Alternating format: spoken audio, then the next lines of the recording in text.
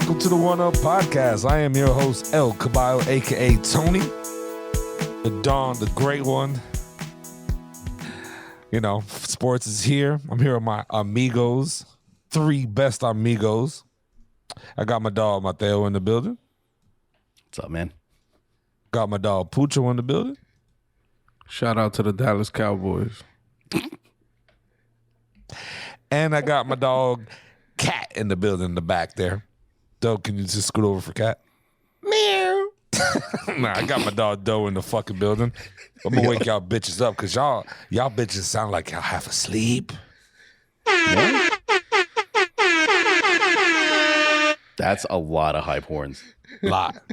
And we're taking shots from my Cowboys. I do not condone this level of cheese. The corniness. Cheers. Oh, it's gonna be the self-named Don. Okay. Better than being known as the hip hop hater. Tell you that much. Yeah, I hate hip hop. Fuck hip hop. You hate hip hop? He's anti-hip hop. There's a great rapper who said hip hop is dead. I forgot his name. There is a rapper who said, Oh, wasn't that Lil Nas X? No, it was Nas. Oh. The fuck? Like that one? you know what I was thinking about the other day? What? What if you were at the strip club, like you're about to buy a dance from a stripper, and then a 1 minute XXX Tentacion song comes on? 1 minute, that's it. Now you paid $20. Yo, I'd be tight. I'm telling that bitch to keep dancing. Fuck. Keep dick on my Tory lace. Yo, whip out a gun. Yo, dance, bitch. There was a podcast I listened to one time, and they were talking about a Canadian strip club because you know the Canadians have they don't have paper dollars. They've got loonies and toonies, which are $1 coins and $2 coins. No. So what do you do with strippers? Do you like throw the coins at them? But they're talking about it on this podcast, and apparently there's like a bucket they bring around that you put the coins into. Get the fuck fucking out church. Here. What is this? Damn. Yeah, I don't remember church. Catholic church when they used to come around. What is it? Tithings? Tithes. And you get the ultimate fucking pressure to put money in there, to the point our parents were training us to put money in this shit. They'd be like, I got $5. All y'all motherfuckers getting $1. Y'all all putting money in the fucking thing. Like, that shit is crazy. Like, they're preparing you for the pressures of Catholic church. And not Dude, only at one of the churches we went to growing up, my uncle was a pastor.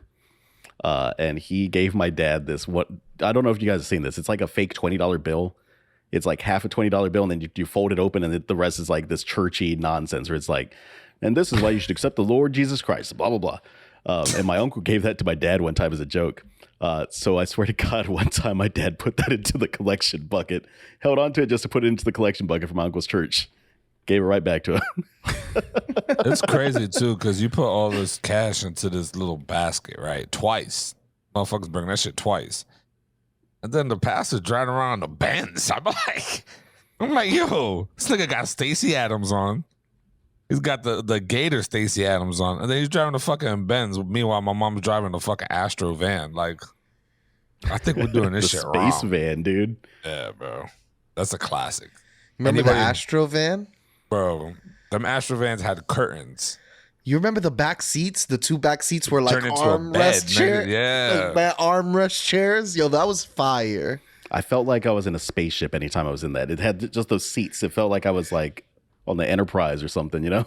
My mom shit had the fucking TV in that bitch. We was chilling, watching whatever the fuck was on there. That shit, as a kid growing up, that shit was fire.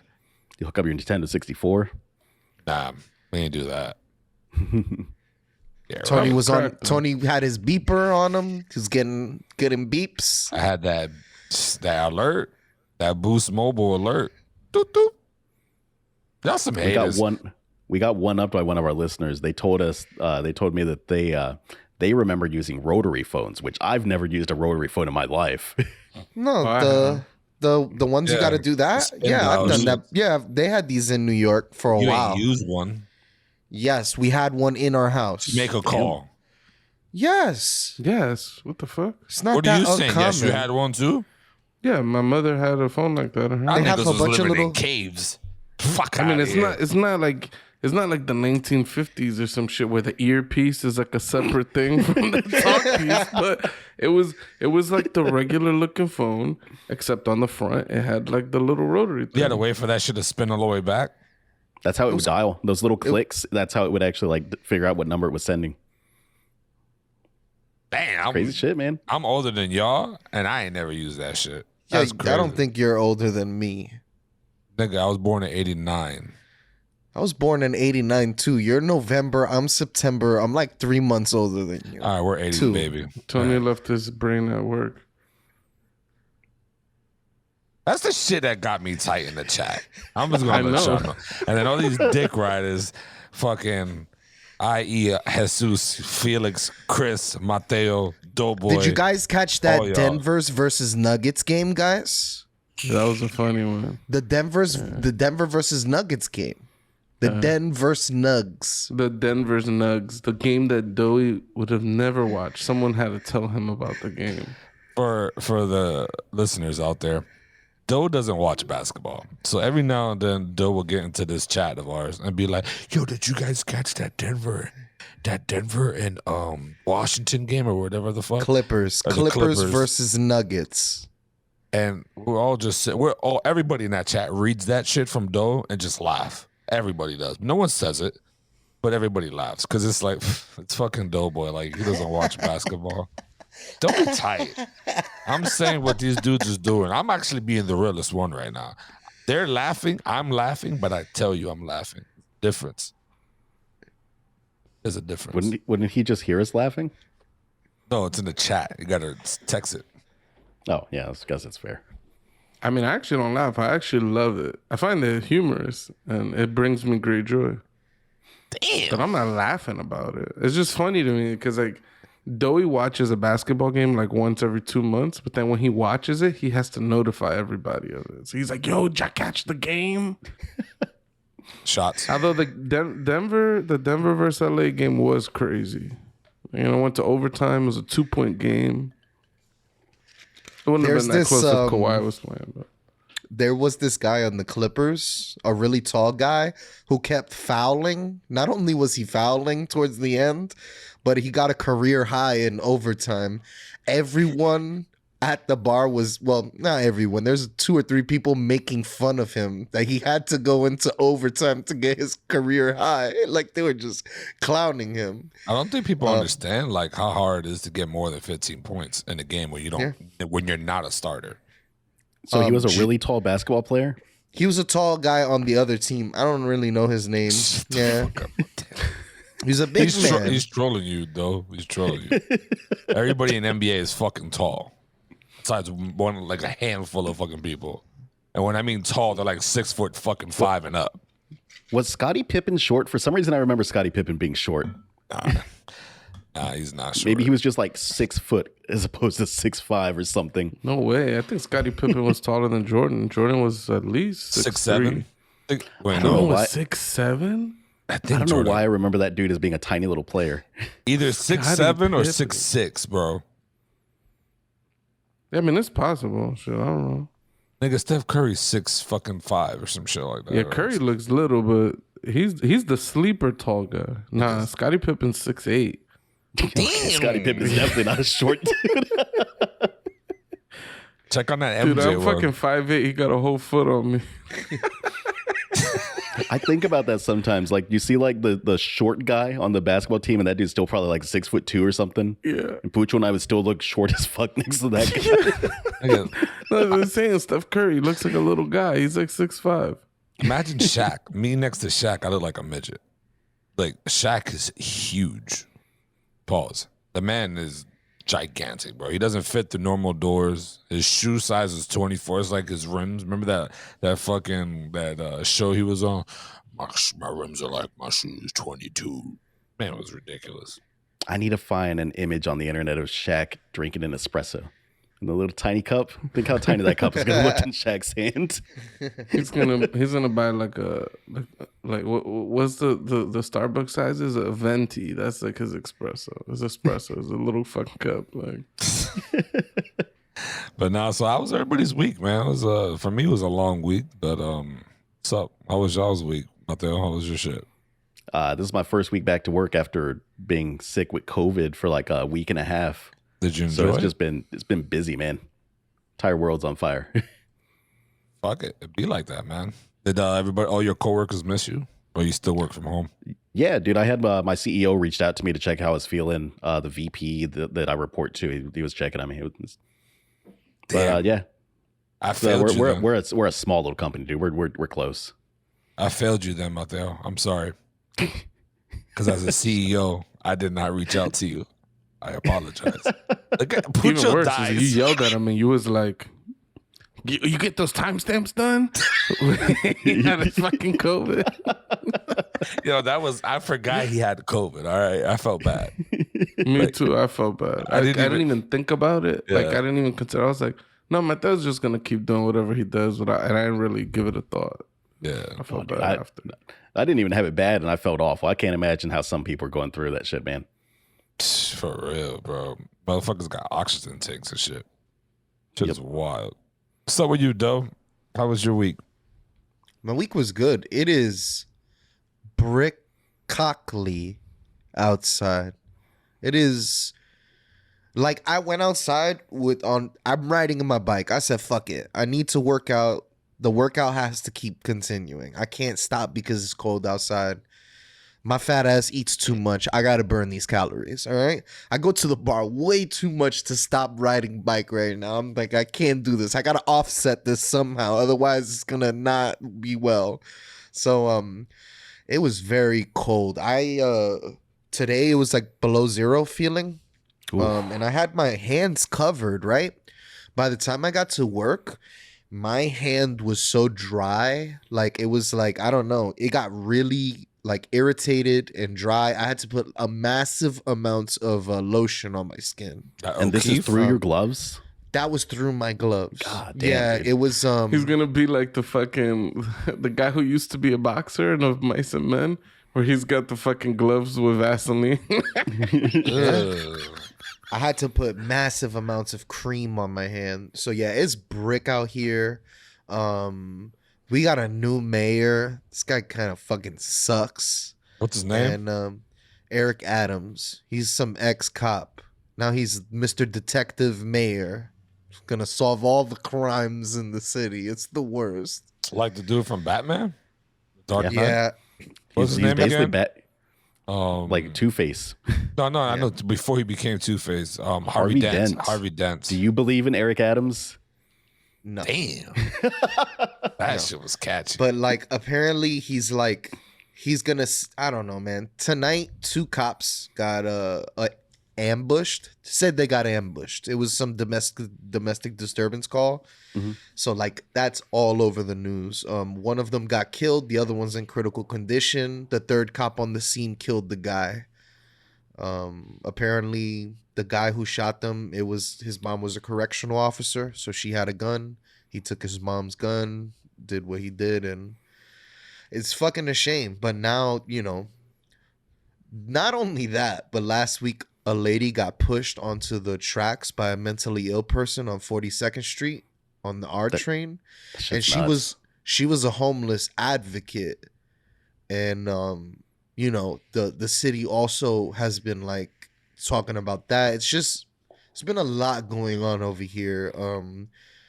With COVID, there's a lot of silver linings, and one of the silver linings of COVID was we got to see how bad mentally ill people can really get in this environment. It's just really fucked up.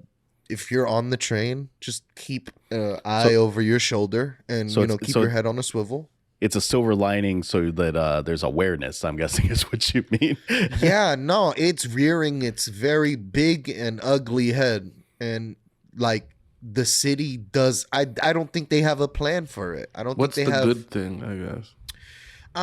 Maybe I use the silver lining in a because it just sounds all bad. It's just all bad. I was like, I guess maybe the awareness is up, right? So maybe people are like, oh shit, this is a problem we gotta solve. Yeah, it just sucks. It's a very complicated situation, but that's pretty much, I don't know, dude. We solved it a few episodes back. Like They just gotta send Eric Adams a link to our podcast. You know, they wanted to get all the guns off the street, and I thought for something real quick. I said, what if you offer $10,000 per gun? Doesn't matter how big, how little the gun is, you get $10,000 if you turn in guns. Like, I feel like there would be a new subset of people who want to steal guns just to turn them in. And I feel like that is the correct sort of stealing we want. We want people taking guns off the street. Bro, if you could make that shit a job, $10,000 a week, and you find one gun, you're just, damn, take that shit in. Robin Hood's Robin the Hood. I think that this could work out very well. Like, I'm trying to like, what is the most logical explanation? Like, these people are either in bad neighborhoods, stuff like that. Like, they need money. Just give them the fucking money that they need. But maybe it could backfire. Shit is un-American. So I don't see how anyone needs any money. We got all those government bucks. So there's so much money to cover this 2 years. I'm fucking around. The Govo dollars. What do you mean it's un-American? Trying to swindle the community to give up guns for money. That shit is. I mean, swindle means to trick. You're clearly saying trickery. I'm gonna give no. you You're 10 saying give me this bands. item and I'll give you money for it. Where's the trick? They're I know trying a to lot get of rid of 2A guns. That's the I know trick. a lot of 2A people are against the gun buyback programs that they've like proposed and done. But I'm not sure the reason That's one why. of the dumbest things you could be like against. Like it's literally the best thing for gun owners. Like most of the people that are going to be selling their guns back to the government are people that are like don't really care about guns, but they have one, or like some old woman who got this gun for some random reason and they don't know how to use it, and it's just in their house and they don't know what to do with it. Like, you don't want those people with guns. They make gun owners look bad when bad things happen with those guns. Like, you want those guns off the street. And it worked in in Australia. They did a gun buyback program. I think ever since they never had a mass shooting again. I think they also coupled it with massive gun restrictions and things like that too, though, right? I don't know. Maybe. Yeah, I know for sure. With the gun buyback program, almost like all the guns in Australia, everybody was taking their guns back to the government, and it was just really like hunters held on to their guns. Like, shit is whack. No, I mean, it's good in a way how to is it get whack? the You old get to people. keep your gun, and you're even safer now that there's less people with guns. Maybe for the old people, yeah, sure. No, I'm saying I can see if that. there's less people in the streets with guns, don't you think you're safer? To a point, yeah. What does that mean, to a point? It's a yes or no question. Yes, you're safer. Okay. But That's it's it. like, I think that's just like a step for the government to try to like straight come in and control the situation. You know what I mean? Like, I don't like that shit. I think you need to stop looking at it from that. I think you have a perspective and a way that you're looking at stuff from. And I'm looking at something from a different perspective. We have an issue with crime in New York right now. It's not just in New York; it's across the gun. states. Yeah. So then you know about it, then, right? You know that it's an issue. So let me ask you this: do you think? All right, you don't have a gun, right? Someone comes to rob your house with a gun. They rob you. They shoot whoever, your grandmother, your mother, God forbid. If I get it out of that situation alive, take whatever you want, bro. Yeah. Honestly, like the right answer there, if someone's robbing you, is just to give them what the fuck they want and let your insurance cover what you lost. Like, I can it's not understand to that. try to be a hero and shoot the person, because statistically, you're not going to be able to successfully defend yourself in a home invasion situation like that. I can understand that, but then I can agree with that. But I'm saying, my gun's in my nightstand. Niggas kind of come in here and rob me. Two things are going to happen. A, they got the jump on me, and I'm not prepared. So they're taking everything. Two, that shit, I got the jump on them, and them niggas is not walking out of my house. Those are the two things that's going to happen, right? Or you guys are equally prepared and there's a shootout and then you die anyway. I'm going gun to blazing, boys. Tony Montana. I'd like to go my life without getting shot. That's That's one of my goals in life. And I'm an advocate, bro. I'd never ever want to shoot anybody. I other than Michael, rest in peace. He deserves it in his foot. To this day, I've always said it, and I'll continue to say it. But seriously, though, I would never want to shoot anybody. I don't want to kill nobody. That's the worst thing, to have a body on your conscience. That shit weighs you down for sure. Like, you know what I mean? But I'd rather get caught with it than without it. That's just how I live by. Me too. I'd rather if I were in a life and death situation, I would rather have a weapon that could defend my life. It's Your just families. Sure. I just don't think these life and death situations happen like that. Like, Oh, they happen. Sometimes it like whether you realize it or not, it happens. You know what I mean? Like, it can any given moment. you're bro. saying that I've been in life and death situations, I just haven't realized it? Yeah.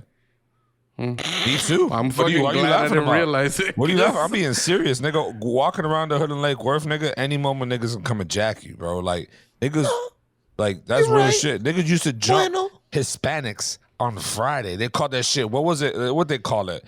Guat jumping, or what they call that shit? It was guat jumping, and it didn't happen on Fridays. It happened the days that they got paid, Which was a and they Friday. had to go to the. Sometimes it was Friday, sometimes it was Thursday. It wasn't always Friday, but Shit is sad. unfortunately, this was a thing that happened in my neighborhood. There was a big Mexican, Guatemalan, South American community that worked on cash. They would get Under their the table. checks. They A would lot get of them these were checks. legal immigrants, so they didn't want to go through the system of like calling the Having a cops or bank. getting their money back and all of that. So the So community, there were- a lot of people preyed on them. They Yeah, were they these probably had to- places. They probably ahead. had to go to one of those like quick cash check places or something too, right? Unfortunately, these were also the grocery stores in the neighborhood that they lived in, and there'd just be people waiting outside the store for them. Them And, boys got Those them boys got- motherfuckers scam you too, because they charge like 5%, 10% to cash your goddamn check. Yeah. Yep.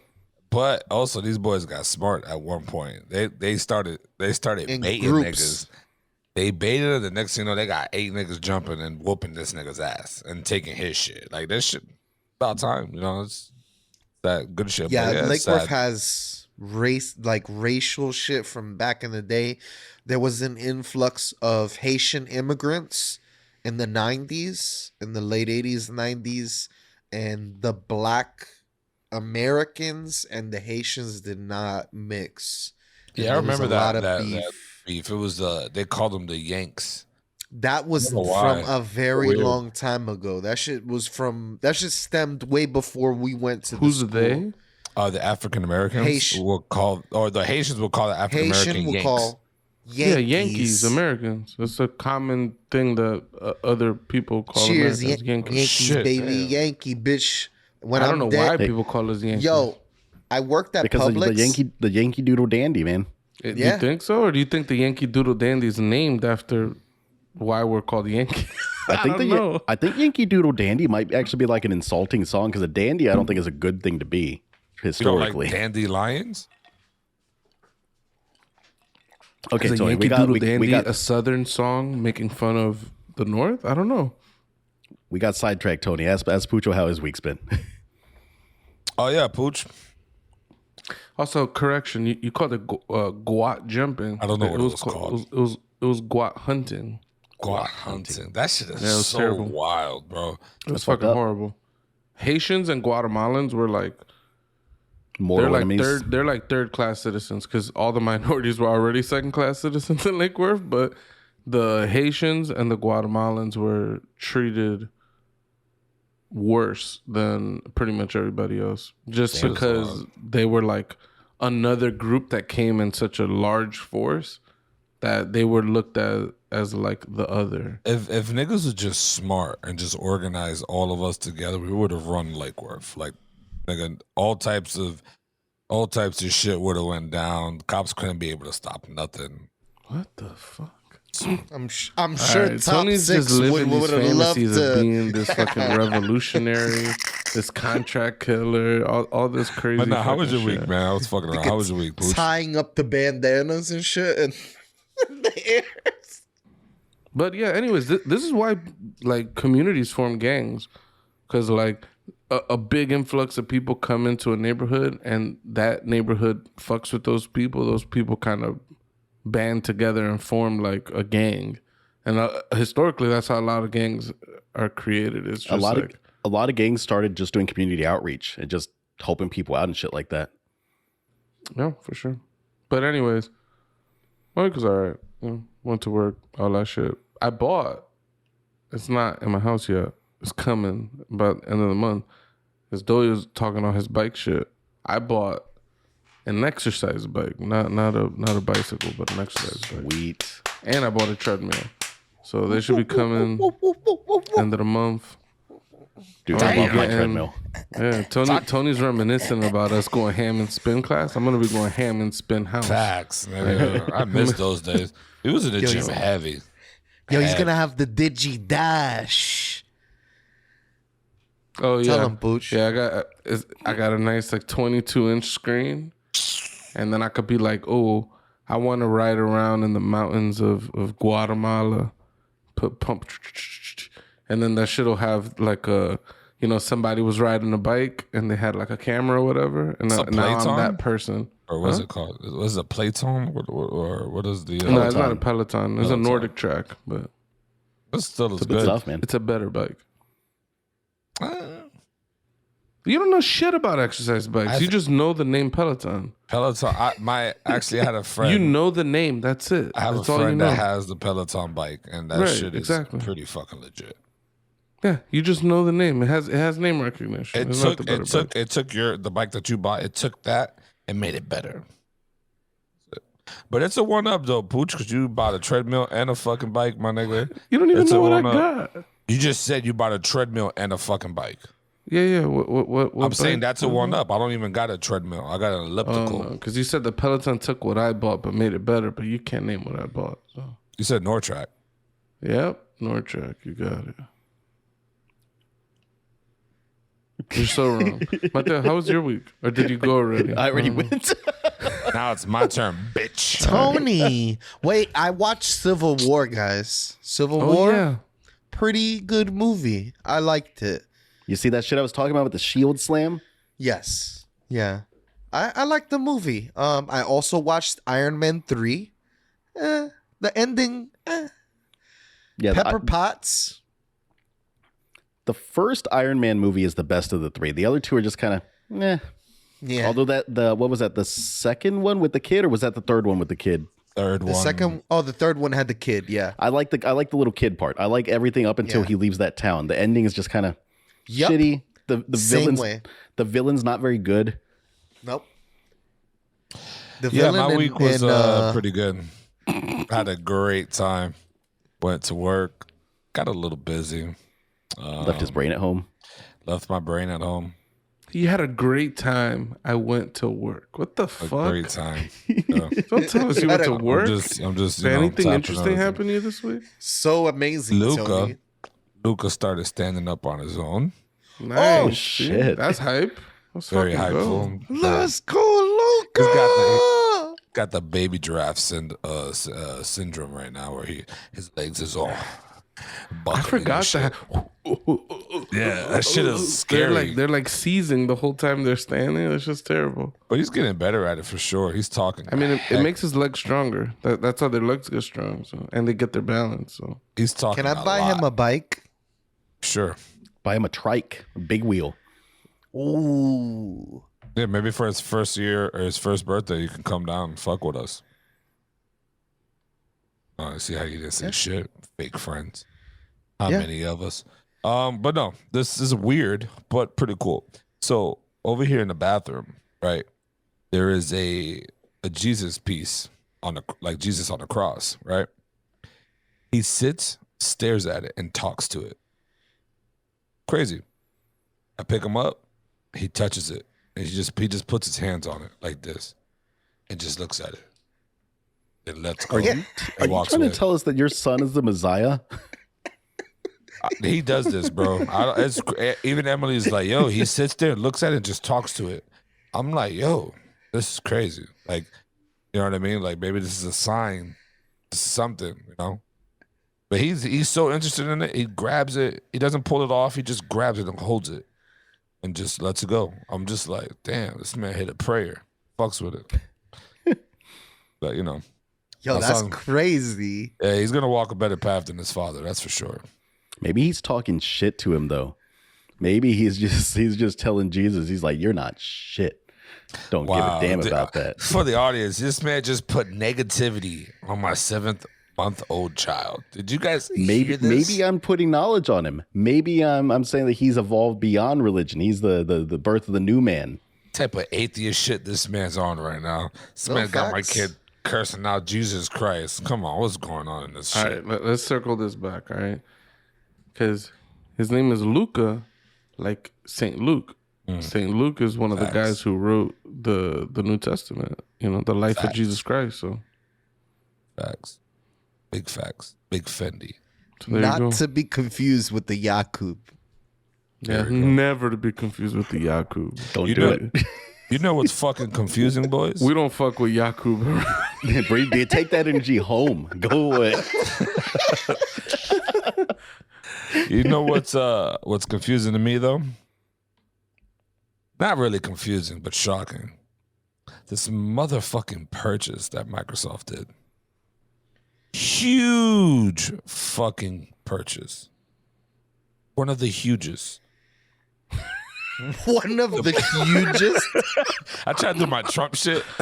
I don't know if it hit right, but yo, Microsoft went into their pockets. Hit the Billy.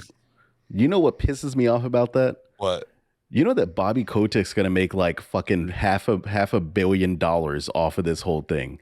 Like between the stock that he owns and the buyout price and his whatever CEO bonuses he's going to get, because he's not lasting a year. His ass is going to get booted out after this transition is done. There's no way I could have sworn they announced that once the transition occurs, they're dropping him. Like I think it's been stated that he won't be with the company. Shit was in the contract. So he's going to get his CEO buyout or whatever the fuck for leaving early. Dude's going to be sitting on like $500 million. Listen, bro, if you could pay one of the biggest assholes in gaming, if you could pay somebody to sit out, that's pretty cool, bro. Like, listen, nigga, I'll give you so much money.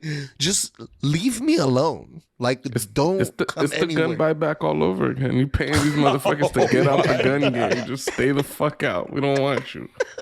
Bro, to me though, like, I would take it. Fuck it. I'm an asshole. Who cares? Yeah, buy everything. But I'm getting my cut. I'm gonna walk my ass happily out the door and let Microsoft handle what they gotta do when it comes to Activision and shit. You know? Yeah. Go ahead, Doe. I tend not to give a fuck about Bobby Kotick. Yes, he's an asshole. Yes, he doesn't deserve money, but it's almost like us putting that energy on him only made him more money. So I gotta just like forget about this guy. I'm like, yo, this shit ain't working. Us not liking him is not stopping him from making money, all right? Hey, I haven't given money to Blizzard in like whenever the hell the last time I bought Overwatch was. Like, we're talking like 5 years ago now. None of my money has gone to Bobby Kotick. Real quick, let's take a shot for motherfucking Microsoft right now. Let's take a shot. These boys came out of pockets. They bought shit. These niggas is monopolizing the game. Shout out to they're the biggest drug dealers of the game right now. I have a theory. You don't like that I that? want to talk Why do you about. want to do a toast? It starts off good, and then you add all these extra words. I don't even want to take the shot no more. It's just the Michael Scott, man. He starts a sentence and he doesn't know where it's ending. I don't know where it's gonna end tonight. I'm telling you, tonight's a wild night. I already forewarned everybody. So, but some would say that tonight we're getting unhinged. But shouldn't we all be in mourning though? Because I heard on the internet, on Twitter, the most reliable sources, I heard that the PlayStation is dead now. Fucking idiots. People who say it, with all due respect, people, Sony's not going anywhere.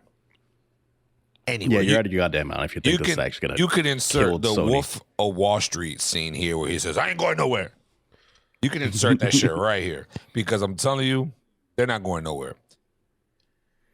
But Microsoft is not, from what I read on Twitter as well, that they're going to honor the Call of Duty and Overwatch franchise and like all those games. They're going to honor them and keep them on Sony. They're not going to make them exclusive. I don't there know. are I don't know. contracts Microsoft that need made that to be announcement. abided by. That's all that has been said. It's never. Yeah. There are contracts in place, and once those contracts are over, baby, it's gonna be a bargaining table on the fucking. You are gonna have to pay money for these franchises. All I'm saying is Microsoft has gained so much with this one purchase. They like. I know Sony didn't have enough money to make this purchase, but fuck. Like, Actually, I've got a question. Like, besides Call of Duty, what the fuck did they actually get with this purchase? WoW is dying. WoW is hemorrhaging players every month. Diablo. Yeah, but that doesn't mean that a WoW spinoff can't happen. That's a lot of development to toss into that, though. It doesn't seem like they've been working on like WoW 2 any I'm of just this time saying or they anything. have WoW now. They could make a WoW third person shooter, whatever, multiplayer game. I don't think they have the ability to do that, though. You remember they tried making that that StarCraft Ghost spinoff where it was going to be a first person or third person shooter or whatever the fuck. This is like 15 years ago or whatever. I remember. And it never went anywhere. It was just stuck in development hell until it got canceled because I don't know that Blizzard has any more ideas, honestly. They've been making the same game for a decade at this point. For sure. I mean, like, to answer your question though, like they get Diablo, so like whenever Diablo 4 comes out, that'll be interesting. They're getting the other Overwatch, WoW, StarCraft, Diablo, Overwatch, StarCraft, Warcraft, and then other weirder things like Guitar Hero. Like, I don't know what the fuck Microsoft's going to do with Guitar Hero, but you never know. That would That be could be interesting if they brought back Guitar Hero. I'd be a fan of that. Damn. I would love to I would love to play with the drums again. He But would no. love to break them again. He had a Freudian slip. But I That's mean, really what it was. I mean, the biggest thing they're getting is Call of Duty, right? Like that's like the cash pig out of the whole thing because that's Activision, isn't it? Yes. Yeah. They also get, strangely enough, Crash Bandicoot and Spyro the Dragon. I thought they already had that. Weren't those Rare? Weren't those part of Rare, or were they not? Activision owned those guys, which is Interesting. weird because they're pretty much like Crash is a fucking Sony mascot. So I find that kind of interesting that Microsoft owns Crash as a character. That's kind of funny. That just sounds so fucking weird. It's gonna be like the ultimate fucking play when they release like Crash 5 Xbox exclusive. That shit's gonna feel like you're in Bizarro World. Don't they get Elder Scrolls and Fallout as well? They already had from their they bought Bethesda, but that was a previous purchase. Yeah, that's a whole other fucking ridiculous Jesus situation. Christ. So is it time for Nintendo and Sony to join forces, make the Playtendo? Bro, I said that. I said that on my Twitter, bro. I was like, yo, all it needs is for these guys to join houses. That's what I was referencing. Oh, all right, cool. Nah, bro. I follow you. I'm telling you. I'm no bro. Tony Polanco, but I follow you. Yeah, Tony got 45 followers, and Tony, this is the fucking verified Tony Polanco is one of them. So it's I kinda fucks funny. with that. The man Tony Polanco followed me, verified. Hey, I fucks with that. But Yeah, he tweeted. He was completely shocked. He thought Microsoft was gonna go, fuck Sony. We're making Call of Duty exclusive, and fuck all that noise. They will. I mean, eventually they will. Yeah. I think Yeah, what they're but gonna they do. Or there's going to be some heavy terms. There's going to be some very one-sided terms for them to be able to carry Call of Duty. Not only that, I think that what they're gonna do, because they're gonna do all these games are on Game Pass now for those guys. So if you got Game Pass, it's practically free. But I think what they're gonna do, they're not gonna make it exclusive, but they're gonna do content, DLC first on Xbox or whatever the fuck. You know what I mean? But I mean, they could fuck up the game just by doing that timed exclusivity shit that Epic loves doing. I Yeah, think whack. I feel like though I don't think Call of Duty is ever gonna go exclusive Microsoft. I feel like they could, and it would be crazy or whatever. But I feel like there's a balance, right? There's some balance between trying to entice people to come to your console and money on the table. And does making Call of Duty exclusive to Microsoft, how much money does that make Microsoft, right? The only That's way really it makes the question. the And only way if it doesn't make a lot of them buy consoles and in turn buy Microsoft games, then it'll make them more money to release it on the Sony platform too. That's what I was going to say. The only way it guarantees them to make that they'll make money is if they know based on some kind of crazy research that for sure it's going to lead to people buying the Xbox over the PlayStation. I think so. I think it's going to take several years, but with their acquisitions that they made in the past 5 years, I think we're going to see Xbox really start to push out a lot of fucking content in the next few years. I think it's coming. I mean, they bought a whole bunch of acquisitions. They bought a whole. I think Microsoft might just become a gaming company. Like I think they might not. I think they might stop making a console. I think they might just become a game production company, like the Valve, like the new Valve or something, some shit like that. Like they're just gonna be like a game distribution platform. And what they're gonna just let Xbox Sony... Game Pass is fantastic. I'm hyped about this acquisition just because I use Game Pass. So like, How do you feel about PC Game Pass? that's what I use. I know.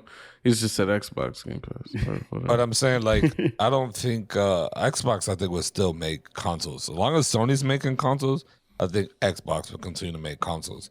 Because what they're going to let Sony just take over the console game and then fucking sell the games to Sony? Like, I think cloud streaming is just going to get so much better in the next 5 years that they know something we don't. Like with this cloud streaming and with all this, I don't think consoles are going to be necessary. If you could just get a PlayStation Now service and it all be all in one package, you can get all these video games, stream them from whatever device you're using. Like that shit is really where all these video game people want to be. you mean like the Steam Deck that Mateo bought? Something like that. There's gaming in 10 years is going to look completely different than what we are looking at right now. The gaming that we know right now, where it's like I've got a gaming PC, I've got a PS5, an Xbox, whatever the fuck. Gaming is going to look completely different in about 10 years. I think Doey's right. I think cloud streaming is going to be the big thing that's going to change this, change the whole thing. You think that's why Microsoft's going so ham to buy all these studios and shit, so they can just ship all that straight to streaming? Dude, I think the money's always been in the production of games rather than the consoles. I mean, I've heard that the PlayStation sold at a loss, like the PS5 sold at a loss, right? Yeah, I think I could be wrong. I think they might now be making money off the PS5s, like. But I know like the PS3 sold at a loss for a very long time. Even when they were selling for $600 at launch, they were still losing like $200 per console or something like that. That's crazy. And yeah, you're right. The Sony's and Microsofts and Nintendos, they don't make money by selling Nintendos or PlayStations. They make money by getting people on those platforms and spending money on games. So the money's in the software, not the hardware. I don't know. For me, I'm not happy with Microsoft making this purchase. And it's not because Sony is my preferred console. I'm just like bummed out that like Microsoft doesn't really make games anymore. Like I guess they dropped Halo and then Forza. And like what else? It's like I don't know, it just feels shitty. It feels like they're buying up all the people that produce games so that they could just say these are Microsoft games instead of them actually making games that are like the lifeblood of Microsoft. It is worrying when a big company too is in charge of little indie developers, because does that mean that they lose some of their indie-ness? Because when you're acquired by another company, there's a lot of integration that goes into it. You have to start conforming to their policies. Your culture changes a little bit. That's one of those buzzwords that corporations love to use. It's culture. But your culture changes a lot whenever you get acquired by another company. And it could kill some of the indie spark. It could kill some of these studios, honestly. I don't think it is. I don't think it is at all. I think you're not going to be able to say what you're saying in like 2 years from now. I think one of these E3s, we're just going to get an insane amount of Microsoft news. And it's going to be like, okay, this is what they've been doing for the past 5 years with all these other studios they've acquisition. They're going to turn Game Pass. Game Pass is going to be the it software package. I have an Xbox Series X, and literally it's been my backwards compatibility machine. Last night, they had a backwards compatibility sale. And I bought so many games. I was like, yes, Time Splitters 1, Time Splitters 2. I got that Civilizations Revolutions. Terrible. I got so Isn't many that one of the games. worst ones? You Max literally Payne 3, I loved it. I played the shit out of that game on PS3.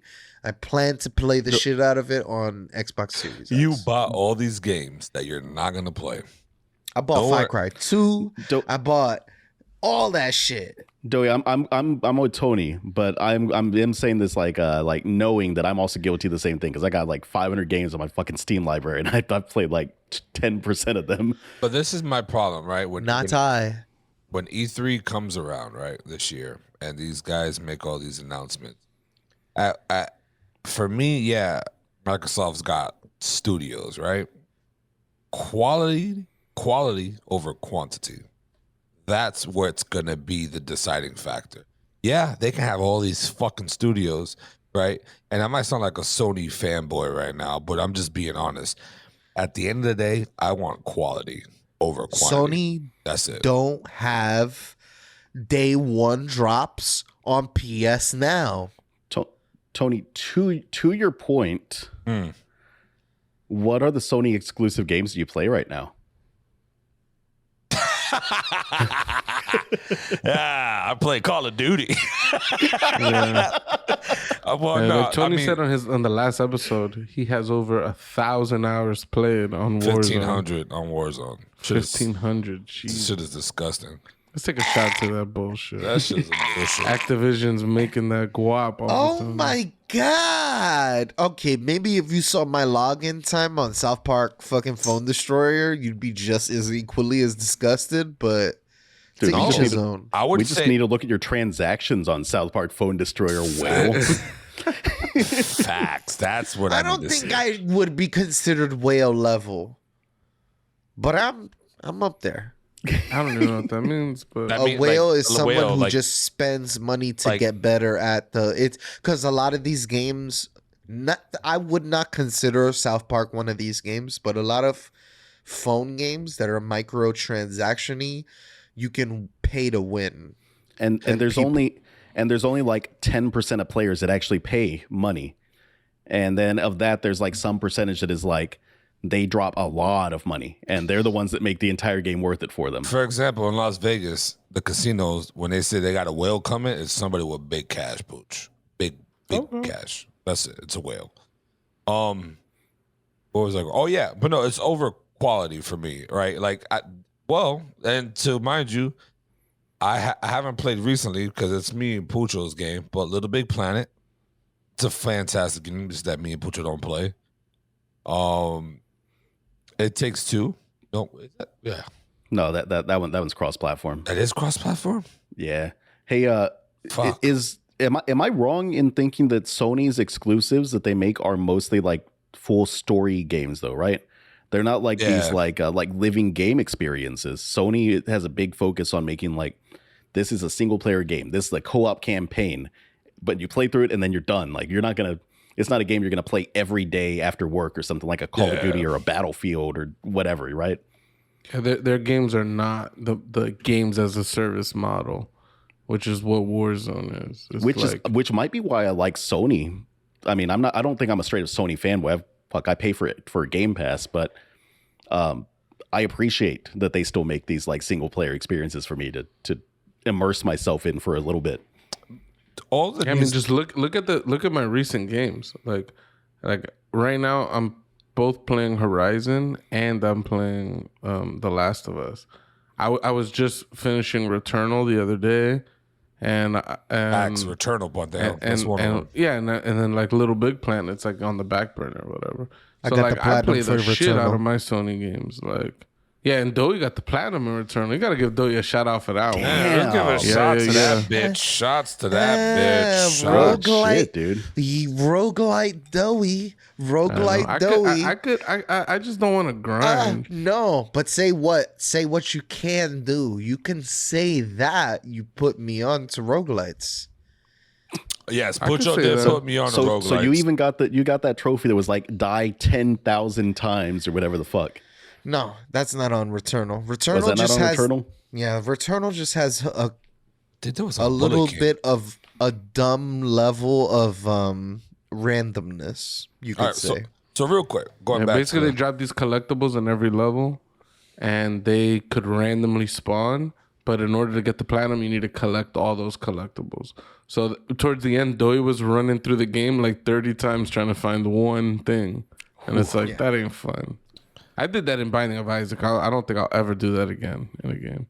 so The fun that I had playing Binding of Isaac on my PS Vita in the subway, I don't think I'll ever be able to think of another game other than like Chrono Trigger that I could play on the subway that made me that happy.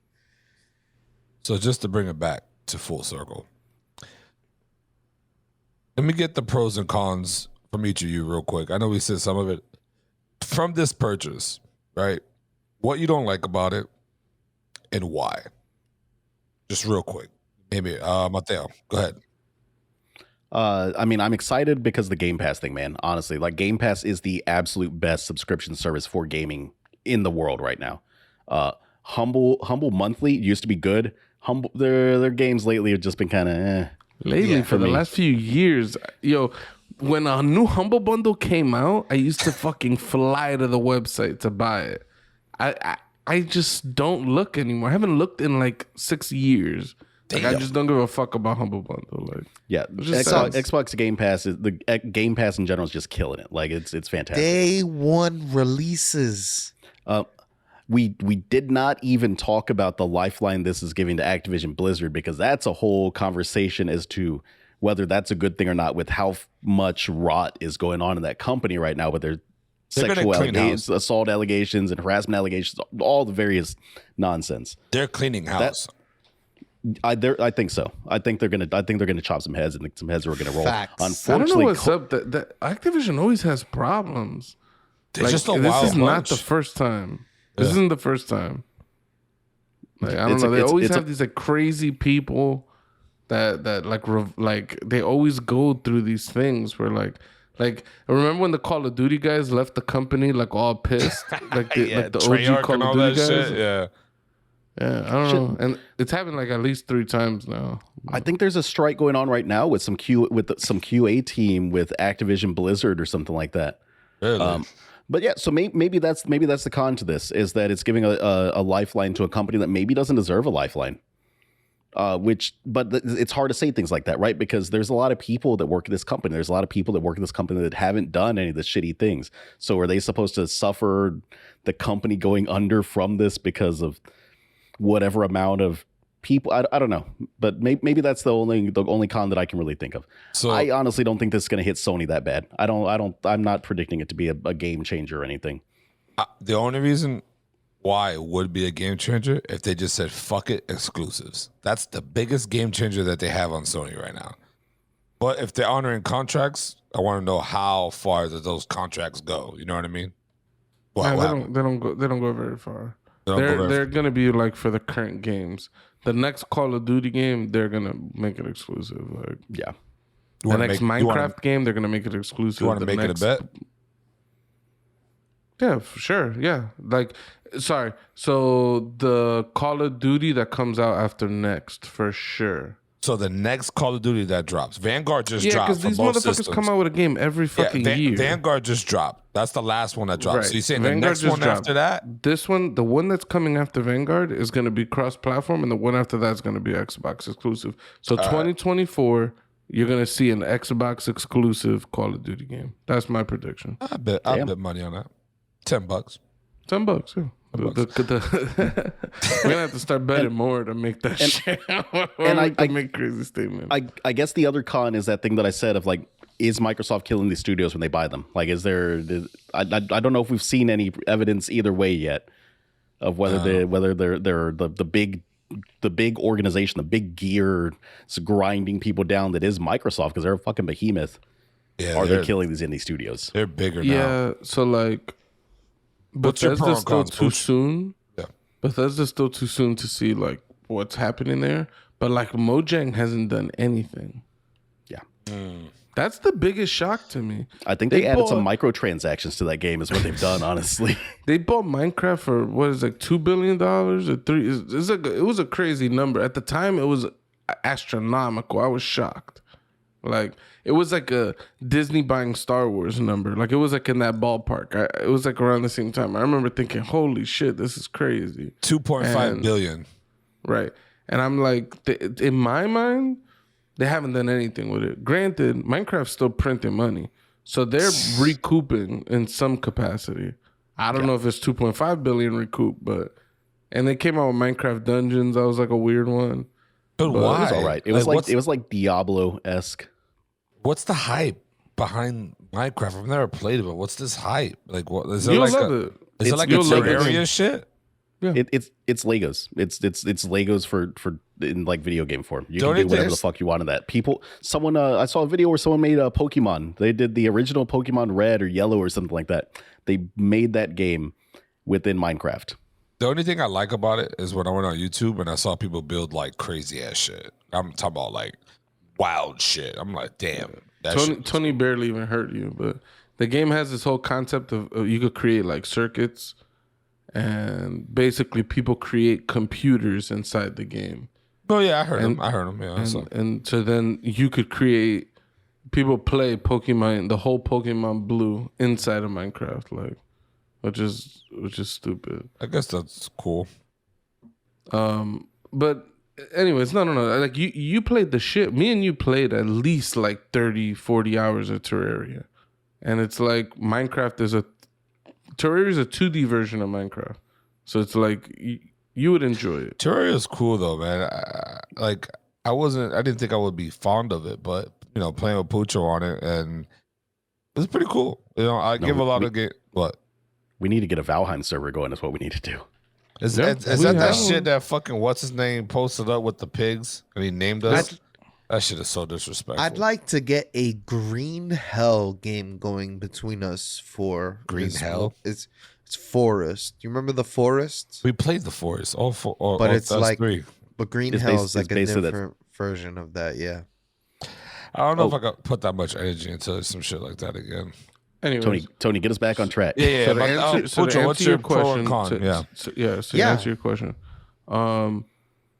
the cons, all right, because it's really where my heart is. I'm a little bummed out. I feel like what is it, like 69 billion they dropped, or 67 billion? 67.5. I'll double check. So to me, that $67 billion they're not investing in creating new IPs and new content that we could all like enjoy.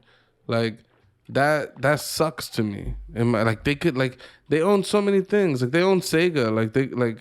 Wait, no, Nintendo? Oh my God, I'm all fucked. 68.7 billion. They just own so much shit that they could utilize all these studios. They could create all types of shit. And it's like they could literally give 60 companies $1 billion and just see what they could create with it. And who knows? One of those things could be the next Minecraft or the next whatever. And I don't know, something about that. It just feels kind of shitty that they're just like.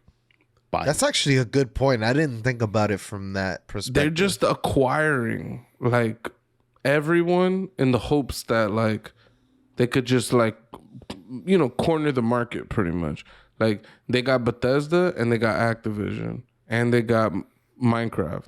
And it's like between those 3 acquisitions, like they're doing numbers. Like they're just fucking printing money. So I think their sites are not on PlayStation. I think their sites are on Steam. I think that's who they're trying to compete with in this. I see it as well. I see that as well. They got I'm not 30. even when I say corner the market. I'm not saying like I'm not even mentioning PlayStation. I'm not even concerned in terms of like, oh, this is the PlayStation kill or anything like that. I'm mostly just saying like, Microsoft has the capability to create so much shit, and by focusing their money on these acquisitions, they're not able. They have to be able like. It's a lesser opportunity to do those things. So it's just like, I don't know. I'm a little bummed out from that point of view. A pro is obviously, like Mateo said, all the Game Pass stuff. But even Game Pass, I'm wary of Game Pass. Like I pay for Game Pass. I've never owned a single Microsoft console. I pay for Game Pass. I play games on Game Pass. I played Halo for the first time on Game Pass. I played a number of indie games. Whatever, right? Whatever the fuck's on there. I try a lot of games. Like I played Dodgeball Academia on there and you know, different games. But I don't know if it's good. Like it's good for the consumer now. Game Pass, they're probably losing so much money off of Game Pass. Right? I'm curious about how the money works, what happened, where the money goes, where that money is circulating to with Game Pass. I'm very curious about that. Right. I wonder how it works. My hunch is they're like Netflix. They're losing money right now. Right now they're fucking $7.99 Netflix, okay? You know? Now Netflix is about to be $20, all right? But they're $7.99 Netflix right now. Yeah. Yeah, that came out this week. Who pays $20 for Netflix? We're all going to pay $20 for Netflix. Not me. You got Netflix? You paying $20? I got Netflix through T-Mobile. I'm not paying $20. We get a discount. Oh yeah, T-Mobile gives you that discount on it. Yeah.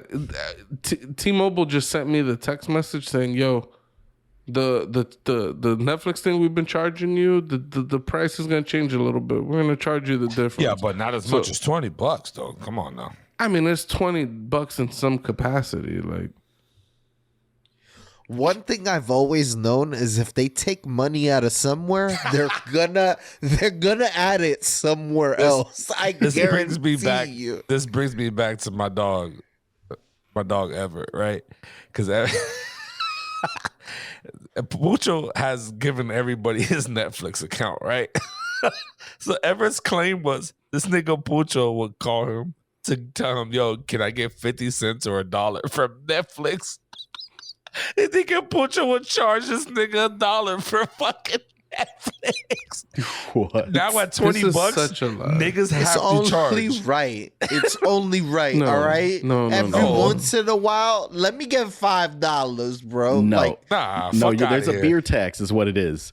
You owe your buddy a couple of beers every month. That's what you do. You're out of the bar. You're covering a round or two. I'm sorry if I have Netflix account, right? Like right now, I got the Netflix account. Emily, her mom, and Nige's on it, right? I'm not gonna charge them, right? Just like Pucho's on my account for this thing. He always asks, "Yo, let me pay for it." I'm like, shut the fuck up, nigga. I'm gonna have it regardless. You're gonna have it. Like that's a lie. what account? If I lie, what I said? You've lapsed your account multiple times. I've had to call you to tell you. I forgot to pay for it. Yeah. There was a time that you were like, I'm not renewing it till the football season starts again. I had to call you and I was like, "Yo, bro, that's a let lie, me my pay nigga. for the shit. I'll pay for the service. lie. Just let me have it." Like, No, because just like the viewers on the show, I have no idea what the fuck they're talking about, but I would like to get in on this. I got cable. nah, you can't get I in got on cable, it. He all put right? Ever in on that shit, and it fucked my life. I couldn't use this service for months. And then Everett got off, and bam, it started working again. Basically, it's It's just cable. What is it? It's like it's IPTV is what it is. So it's internet television, but it's like a stolen. It's like stolen cable. back in the day. All allegedly. It's all allegedly. We're talking Some- hypotheticals here, bud. Some Omni with maybe the it's from Hellcat Canada. shit. Maybe Omni all the with the pay-per-views, Hellcat. all the movies on demand you want to watch. So I mean, I pay for every single streaming service, and I really don't need to, because I could just use this thing. Yeah. Do you know why I pay for the streaming services? Because this thing doesn't support subtitles, and I like subtitles. Oh, you like subtitles? That's crazy. I Why do watch you- every movie with subtitles. Yeah. All right. Let's go back. We got transit again. Doe, What's your Well, I didn't even finish. Oh, you I didn't just- finish? All right, go ahead. I was Wow, just the saying. longest I was, take ever. No, literally, it wasn't. I just got cut off 11 times. All I was saying is I just don't know if Game Pass is good for gaming. Like, it's good for consumers now, but like I don't know, how does it change the landscape? Like, what is a Game Pass? Like, are developers going to start making games for Game Pass? Like, knowing, hey, this is a Game Pass game, we're not going to invest that much money into it. Is Game Pass just going to lower the quality of games overall? Like I don't know what the impacts are of all these games going to Game Pass. Right now, it's good. You're getting all the games you would have got anyways, and you get to play them on Game Pass. It's cool. In the long term, I don't know what Game Pass does to the gaming industry. So I feel iffy. I'm on the fence of whether Xbox or Microsoft buying all this stuff, is it actually good for gaming with them wanting to do all this stuff with Game Pass? So that's the end of my long fucking take, David. This is what I'm saying, dude. I think gaming is going to look so different here in about 10 years. It's not going to be anything like what we think of gaming as now, as far as not the actual experience, but the delivery methods and the platforms and things like that. I think it's going to change so much in the next 10 years. For sure. It's just sad because, like, it has to happen. We're already seeing it happen. There's already movies and TV shows that get created. They're Netflix movies. They're Netflix TV shows. They're not of the same quality and caliber as everything else. They know this is a straight to streaming thing. Like, we're gonna cut whatever corners to make this stuff passable. And you end up with lower quality shit. It's that $1 bin that at the Walmart with just the random DVDs in there. There's 10 Ernest movies in there. Yo, me and Ever used to go to Walmart at midnight and pick out the DVD bin, and we used to find some gold. All right, we got a Pulp Fiction there. We got a fucking. You know what I'd like to say? Leon the Professional. A lot of classics in the Walmart bin. Okay. Doey, before we get sidetracked again, pros and cons. All right, pros of this shit is Make that your takes the fastest takes, apparently, because the length of take matters, apparently, around here. wow. I'm just All saying, right. someone criticized the length of my take. If you talk too long, we're gonna play you off. That Some Oscar would song is gonna start say playing. that your take was long, but I think that competition is fucking healthy, and I think Xbox understands that, and I think they are getting their bullets ready for the little war they're about to have with the Xbox. And I don't know, it's gonna be a big bang. I think Stadia, I think Xbox Game Pass, I think you're gonna start to see more of these services pop up, and you're gonna be able to play all these games from your phone, and you're gonna see a lot of these things change up. I think they just want to cover as much ground as they can, and I think that's what they're doing. As a Xbox Series X owner, I think this is healthy for PlayStation. Been knocking them out for years. They gotta have something up their sleeve, right? So this is gonna be it. I think PlayStation needs this level of opposition in order to succeed, because in my opinion, PlayStation Now and Xbox Game Pass are not even in the same weight class. Like they're like Xbox Game Pass is consistently knocking out PlayStation Now. It's just not even in the same realm. Dude, what was that? What was that shit that Sony premiered at the last like big press conference with PlayStation? Was PSVR 2? VR 2, which is exciting, could be but very exciting. Yes, but it's not the most exciting like announcement. Like, there's so much more that we would want from an announcement from Sony, right? yeah. I mean, they did announce a Game Pass equivalent. Is coming. Spartacus. Right. They just didn't really Unnamed. get into it that much.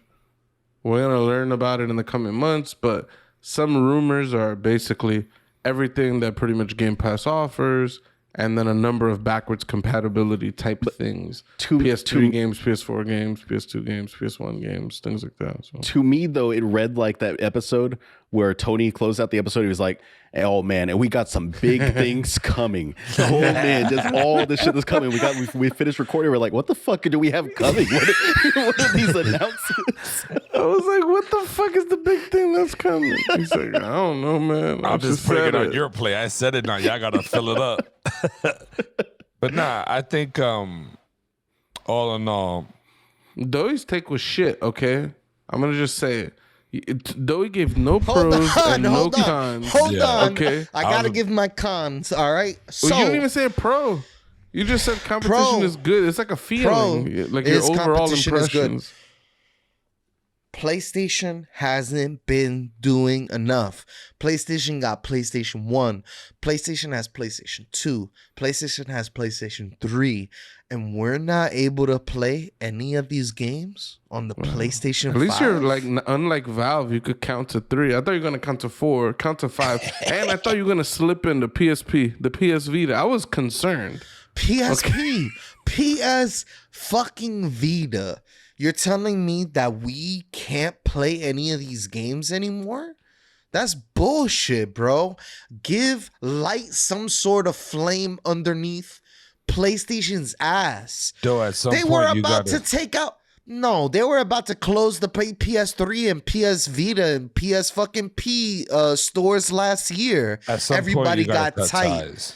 There's no alternative. That means that all of these games get wiped off the face of the planet. Not wipe. Just if you have them, you got them. You play them. No, that's go to those- bullshit. Nah, Fuck I mean, that. it's literally wiped.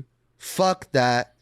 PlayStation needs to get their shit together, bro. Or I like what PlayStation's probably doing, right? I might be on the other fence. Like, fuck all that shit. We're moving forward. If y'all niggas if I don't get to play Parasite Eve by next year, PlayStation might have lost this.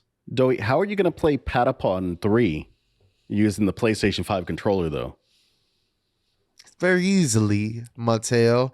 If you've ever played Patapon 3, you'd know that. So what's It's the got cons? the things on the back. You have to do tap in rhythm. How are you going to do that on the PlayStation? Listen. There's no way. What's There's your cons, though? alternatives. Give me your cons. My cons is that we could see what we've been seeing from Xbox for the past 5 to 10 years, which is absolutely nothing. Just like nothing is happening. That could be the worst outcome of all of this, is what we've already seen in the past 6 to 8 years of Microsoft just like quietly acquiring all these studios and then like releasing Crackdown 3 and then being like not impressive. None of these games that they're releasing are impressive. That's the worst outcome, but I don't think that they want that to happen, especially with them talking to Nintendo and all this shit going on. I think Xbox Game Pass might come to Nintendo Switch in some sort of xCloud fashion. Okay. You're up, Tony. Real All right. quick, has anyone tried the Amazon streaming game service? No. No, I don't know. Just a thought. Just because in the beginning of Doey's long ass fucking take, it's like 11 minutes ago, Doey mentioned Google Stadia, Game Pass, PS Now, and other services. And I just Amazon remembered included. Amazon Lumo. included. And I was just wondering, like, because I haven't tried this service. But allegedly, you could play these games that are streamed to you at no lag. That shit sounds impressive. That shit seems not possible. I had good luck with Stadia. I was one of the beta testers for Stadia, and it was phenomenal. Yeah, I don't know. I have a lot of concerns with this whole streaming games business. I don't think it's gonna be good for gaming. That's my gut. I think we're gonna lose a lot of the single player experiences.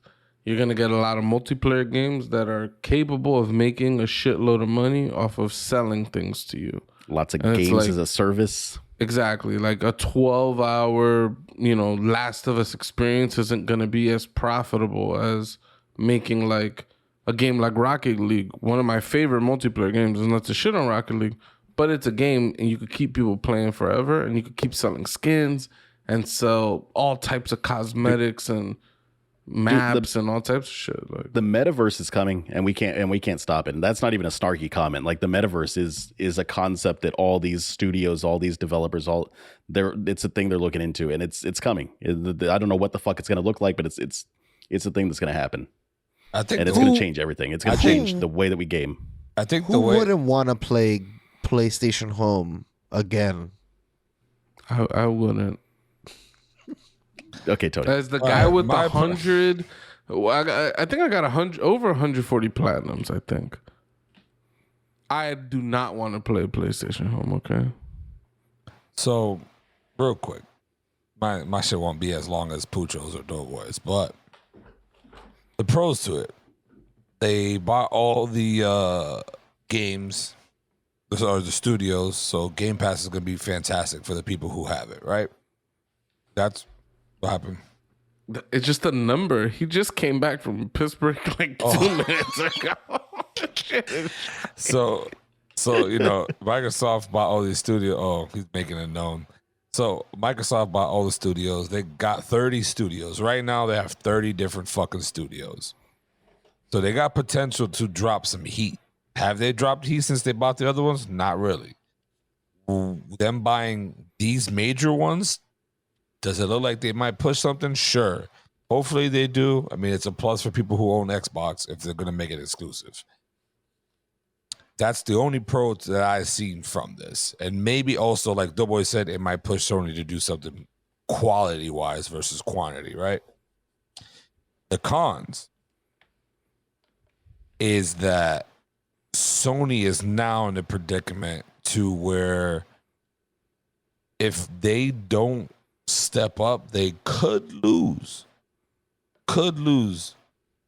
people buying consoles, or you know what I mean? Because at this point, what exclusives are we getting this year? We're getting what? Dying Light 2. We got Horizon. Or not, no, Dying Light's not even exclusive. I'm tripping. We getting Pucho's playing fucking Horizon. You know what I mean? Like I don't like Last of Us 2 didn't even drop a multiplayer. They're not going to at this point. Yeah, that was trash. No, I think they are. They're still working on Factions. That's fucking disappointing. It is. I think Factions is coming out 2022. You think? It's gonna be a standalone game, I think. Yeah. I'll fuck with it. I think right now, there's Final Fantasy 16, Final Fantasy 7 Remake Part 2. I don't know which of those two are coming out this year. There's God of War that's coming out really soon. There's Horizon 2 Forbidden West or whatever. It's coming out next month. Yeah, I don't know what else. It's at this point, like, I think that Sony's got quality in their games, right? They definitely have quality. Like, other than Xbox, the Halo, the Gears of War, the Forza, you know, those games are their main titles, right? Before there's all these purchases and shit. What Sony, like, you know, Kingdom Hearts was big, fucking Gran Turismo, fucking all those JRPG games that everybody loves. I don't even fuck with them that much. But if Sony doesn't do something soon, it's not gonna look good for them, right? Like, that's why I made the comment on Twitter the other day. Fucking Sony and Nintendo need to come together. That would change the fucking game. If that's even a possibility, if Nintendo's like, you know what? Because Nintendo is slowly not dying, but it's not moving. You know what I mean? But imagine they do join. You get Mario. You get fucking Pokemon. You get all these games on fucking PS5 on a console. Like, bro, it's just, I don't think people are really understanding. Like, shit will look and play so much. Like, the improvements that you can do. And maybe PlayStation comes out with a handheld device that actually will fucking work, or they'll put some effort into it. Because the PSP I don't think and the fucking Vita. Do y'all remember that Nintendo and Sony did work together on a console like back in the 90s? It's not going to happen again. I see it happening with Xbox. I see Xbox Game Pass coming on to Nintendo's streaming services because they've already been working with each other in the past few years. They've already had some sort of cross promotion and shit. You think Nintendo games are going to Xbox Game Pass? I think you're going to be able to stream Xbox Game Pass on Nintendo. No. I think so. I'd be surprised by that. I'd be very surprised by that. Nintendo is so careful about what games they allow on their platform. That I don't know if they would go that route, honestly. Their best move is to go with Sony. And I only say that because if this is a hypothetical, right? I think Nintendo just is going to do whatever Nintendo wants to do. Nintendo does weird shit, and they just try weird. I think Nintendo is perfectly fine being an island. I think they're perfectly fine being the number 3 console in the US. I need them to join houses. I mean, they're not the number 3 console. They're the number 1 console in their minds. Like they are not in competition with Sony or Microsoft. They've proved that by the weird timing of the release of the garbage fucking dumpster fire of the Wii U. And even the Switch released in a really weird time. Both those consoles got released in the middle of console generations. Like, they just don't give a fuck. They're not in competition with these guys. There was a screenshot flying around on Twitter of Pokemon Arceus, I believe the name of the game is. Yeah, it's a new RPG. Yeah. They're comparing 2022 Pokemon Arceus. They were showing the water textures. And then they compared it to Skyrim. Skyrim came out 2011, 2012. It's like a fucking 10, 12-year gap. The water textures in Skyrim look significantly better. And it's like, oh, what the fuck are we doing here? And everybody's like kind of dunking on Nintendo. But it's like, Nintendo on one end, it's clear, it's valid. Like, let's make fun of Nintendo because this is garbage. On the other end, a lot of those people that are making fun of Nintendo weren't gonna buy Pokemon. They don't really care about Pokemon. Everybody who cares about Pokemon is gonna buy that game, and all the Japanese people that just love gaming on the go, mobile gaming, all that type of stuff. That's the market that Nintendo actually cares about. They eat up everything Nintendo releases. So it's like Nintendo don't give a fuck. They're not really trying to like beat Sony or Microsoft and say they know they're not going to do it. Like they don't need to beat them. They just need to join fucking Sony. That's it. I don't think they need to join. They're printing money. The Switch is one of the most successable consoles of all time. The Switch brought the motherfuckers back from the grave because that Wii shit was a killer. With the failure of the Wii U, my prediction was that like they were just gonna switch to publishing games, or they were gonna sell their shit to somebody.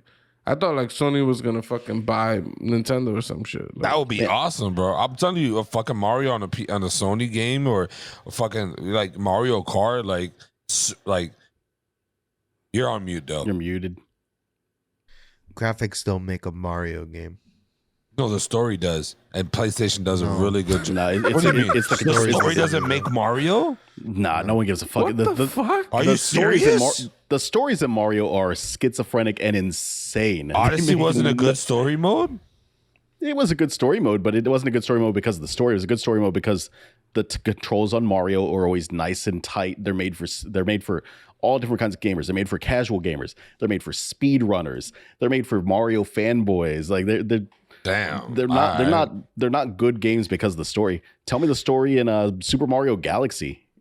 You remember all those?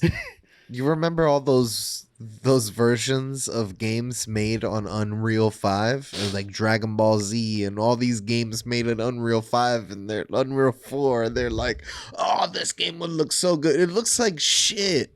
It just looks like nice. Have you seen it recently? Yes, I'm just saying. What? I've seen like the prototypes, like the Jump Force made. Games and shit. Zelda, no. Mario, Sonic. Those talking about like every like 3 months they'll be like, oh, Mario 64 in Unreal Engine, and it's all it really is like some kid that maybe graduated from school doing like modeling or programming, and they want to make they want to make a project that's going to create a lot of buzz so they could get hired by companies. They have no ambition to actually create these games.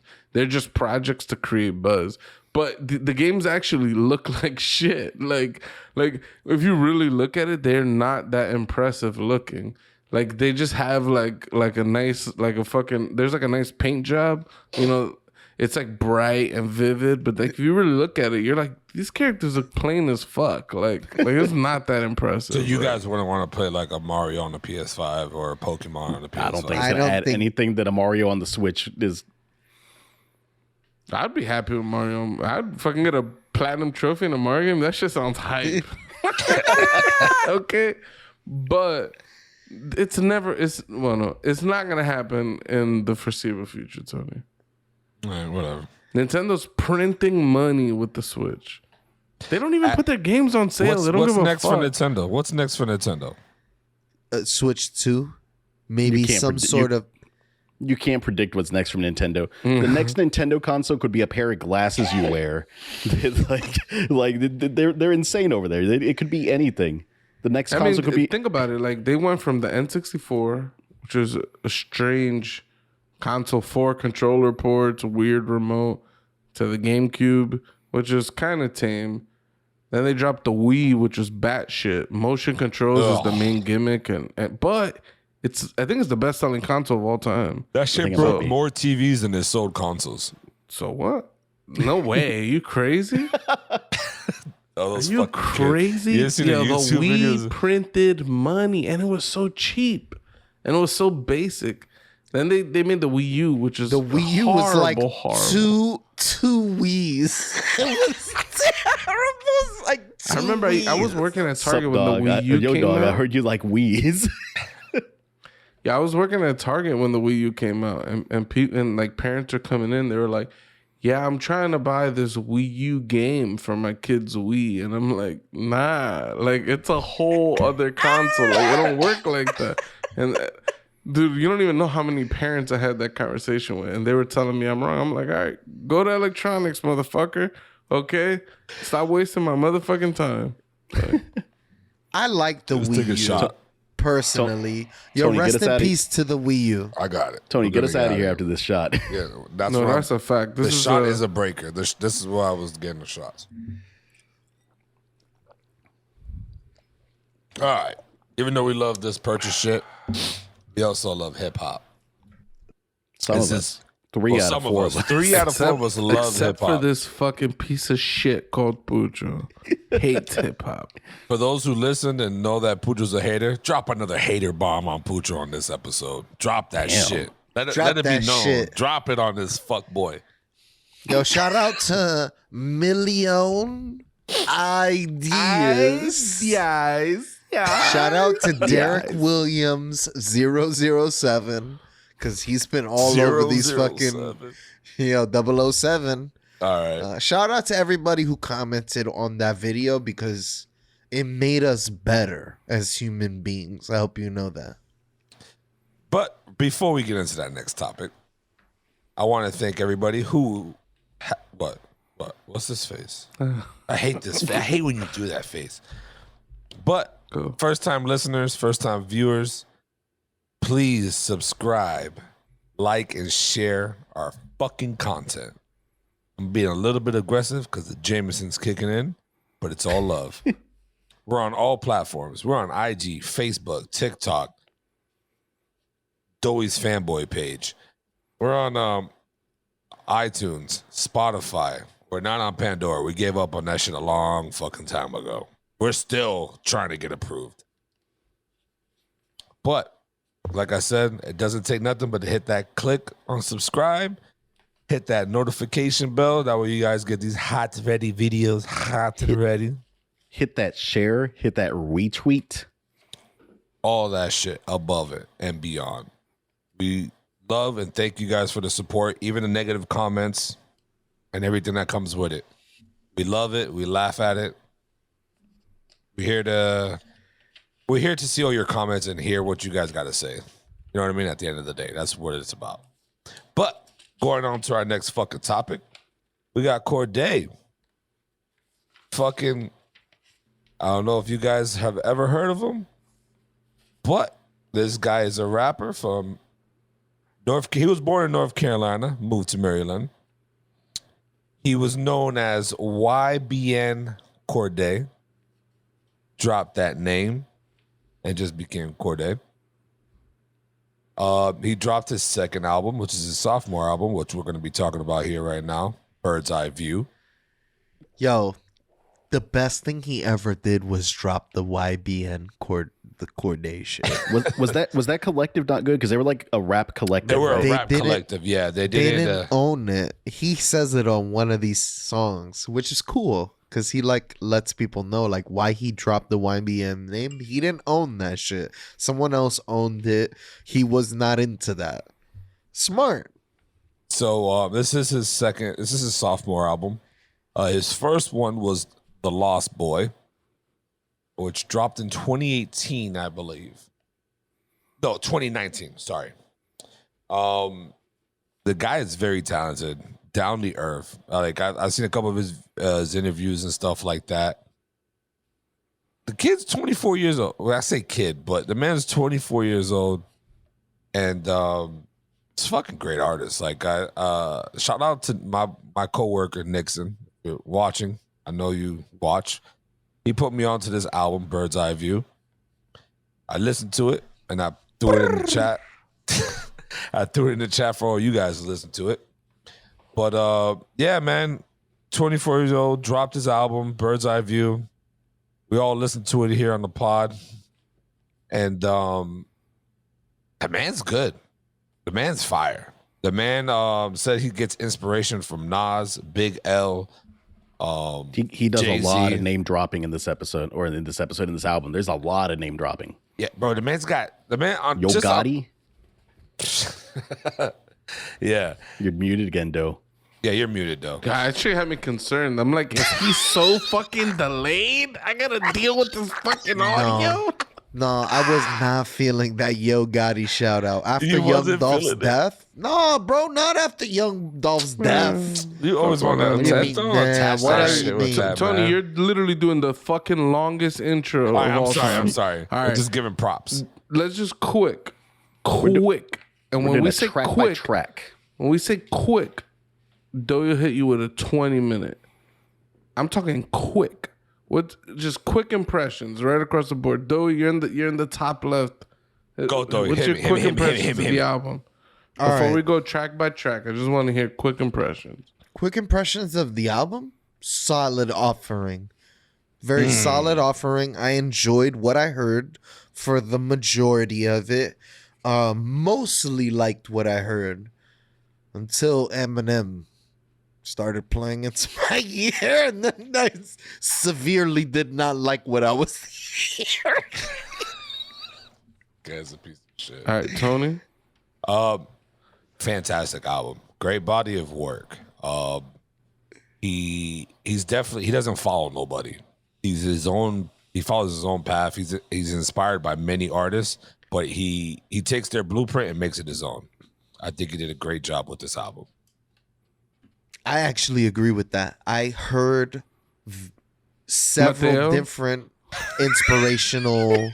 I heard several different artists within one artist. Sorry. I liked it. His choruses are fucking catchy, man. His choruses get stuck in your head. And his instrumentals are great. Like there's so much like of the music that backs him that I was like, man, that's just good. That shit just sounds really damn good. There's a handful that I'm like, but I enjoyed it. Yeah, pretty much every single track, I wrote down something about the beat. Yep. So my overall impression was, the kid is good, very versatile rapper. He shows it throughout the tracks, like how he could rap in different styles, make different styles of songs. I thought that was cool. There's pretty much there's no beat that I hated on the album. So I feel like overall the production helped him a lot.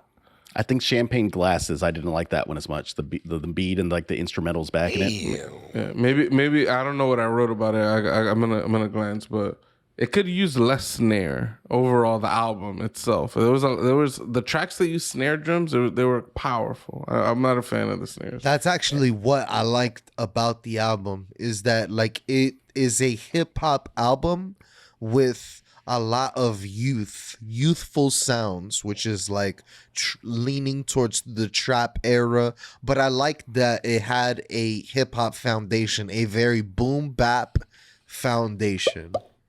Yeah, no. I didn't mind the tracks that had snares.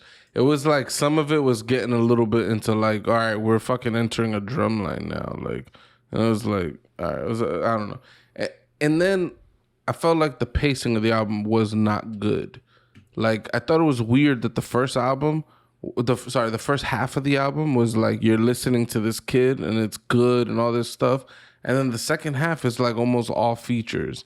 And I feel like if you spread the features out a little bit more, you'd hear a little feature here, and then you'd like, oh, okay, this is the guy I'm listening. And then, it'd be like a nice mix. I enjoyed the first half of the album way more than the second half of the album. I've got a similar thought, and I've got a track where I made a note. I was like, this feels out of track. This or out of place. This track is not at the proper spot on this album.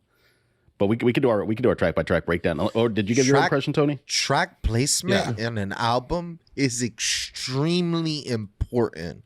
The way that tracks are set up, once again, agreeing with you guys, my apex came, which I like to speak of a lot, like where the album is like, it caught my attention. And then like from there on, it kind of like faded out. So I agree with you guys that the apex for me came very early in the album. I could tell you. For me, it was right at the halfway mark. So for me, it started with 3 and it stopped at 11, where Champagne Glasses is at, and then it picked back up again. All right. So quick. We're doing track by track, right? Yeah. We're going to go track by track.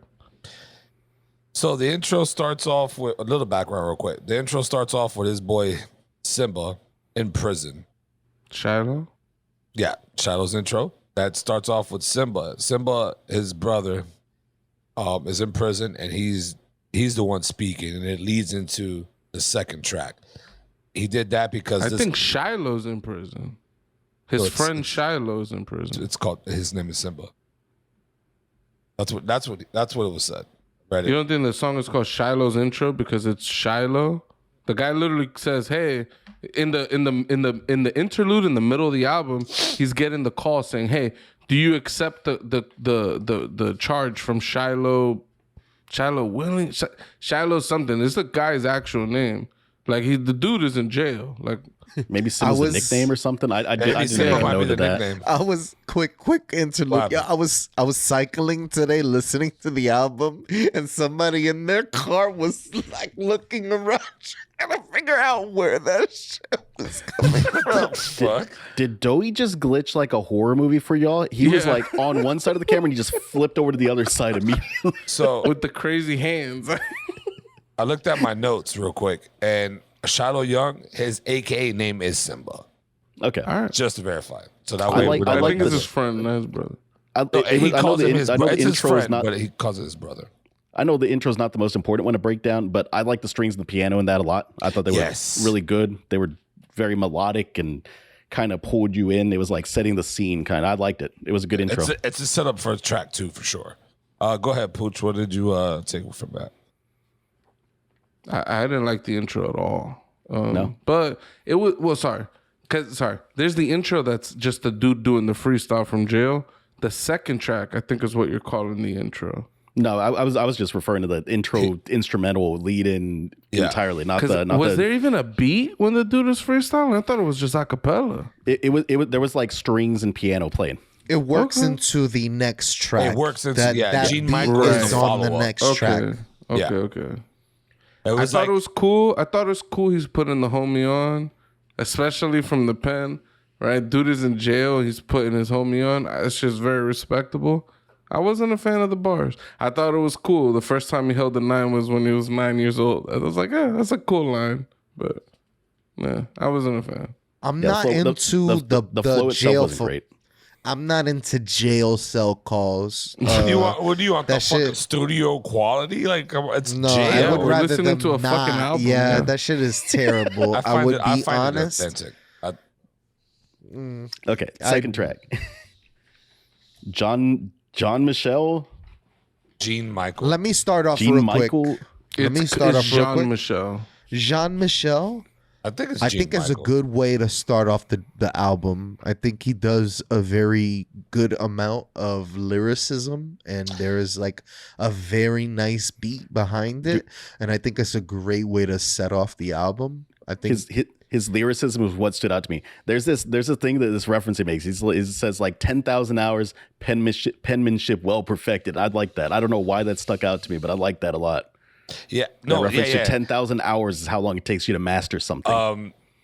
Yeah, that's what they say, right? 10,000 hours. And then he said, "I'm just trying to get my point across." Like those two, like that was like, damn, that's bars. I fucks with that. Like He's that's got what some I did clever. remember. He's got some clever turns of phrase, man. He's good at that shit. Yeah.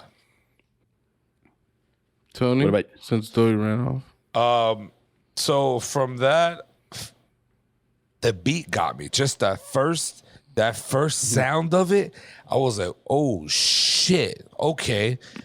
Now I'm bobbing with this shit. You know what I mean? Like I'm like, damn, like I don't know what it was or how the fucking producer and all the engineering behind that first hit. As soon as it hit, I was zoned in. At that point, that was my apex beginning of the album right there.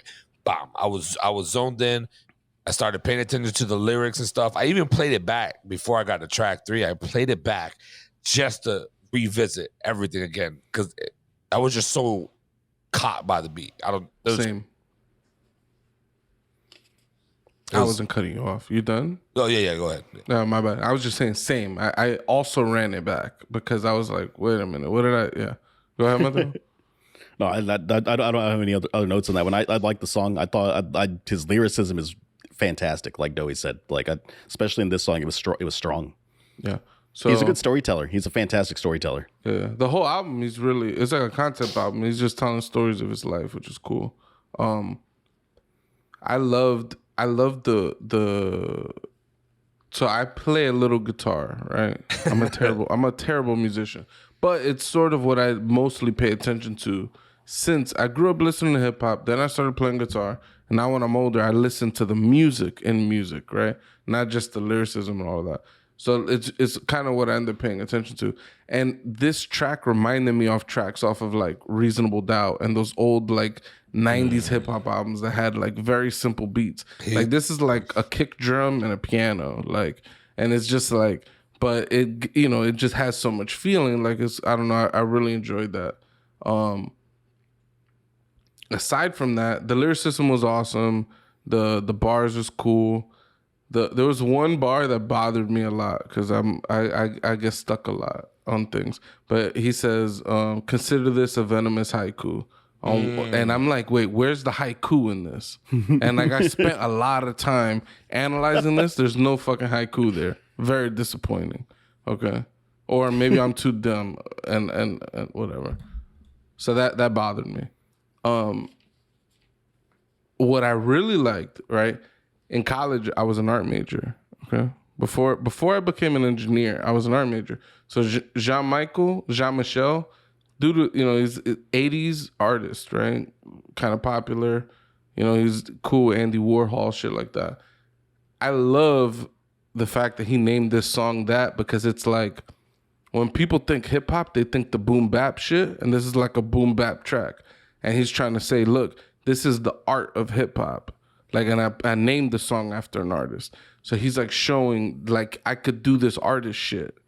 Huh. And then I the like very that. next track, not to give you spoilers, but the next track, Super, is like, he's doing the most rawest kind of down south shit. So he's saying, look, I'm giving you the pure art form of hip hop, and I'm also giving you the raw, the raw dog hip hop. Like I could do it all type of shit. And I thought that right off the bat as an album opener was just really cool. I really enjoyed that a lot. But Doey's must be taking a shit now. So All right. So Next track. track 3. I got a note What was here. this one called? Super? It's called Super. So to me, when I listen to this one, well, Doe's back. All right. Doe. Yeah, go ahead. All right. So track 3. We're on track 3, Sorry, Doe. did you hear what I said? Oh, he's dying. Oh, he threw up. What the fuck's going on with you? Oh, I don't know. Track 3, Tony. Track 3, bro. Track 3. Super. This track started going uphill really, really fucking quick, right? For me, this track, he is glorifying his accomplishments. Oh yeah, it's a swagger track. Yes. And I like it. I like how he did it, right? Like he's let me see our notes real quick because I did write down notes. So he's making references to designer brands, acquaintances, and the biggest line there, dropping that Coca-Cola shit. I ain't making no money. 7 million. Coca-Cola cut the check for the Super Bowl. Who's Jack Dorsey? The guy who owns Twitter. Yeah. Ah. He's saying, like, I got friends in high places, is all he's saying. This is him. He's like, I'm talking to the dude who runs the internet. I'm fucking with, I got that Coca-Cola money. Look at all the friends I got. I didn't even fucking tour last year. I'm eating, like, you know what I'm saying? The perks you get for being super dope. Like, this man's bragging, and I fucks with it. Very flex.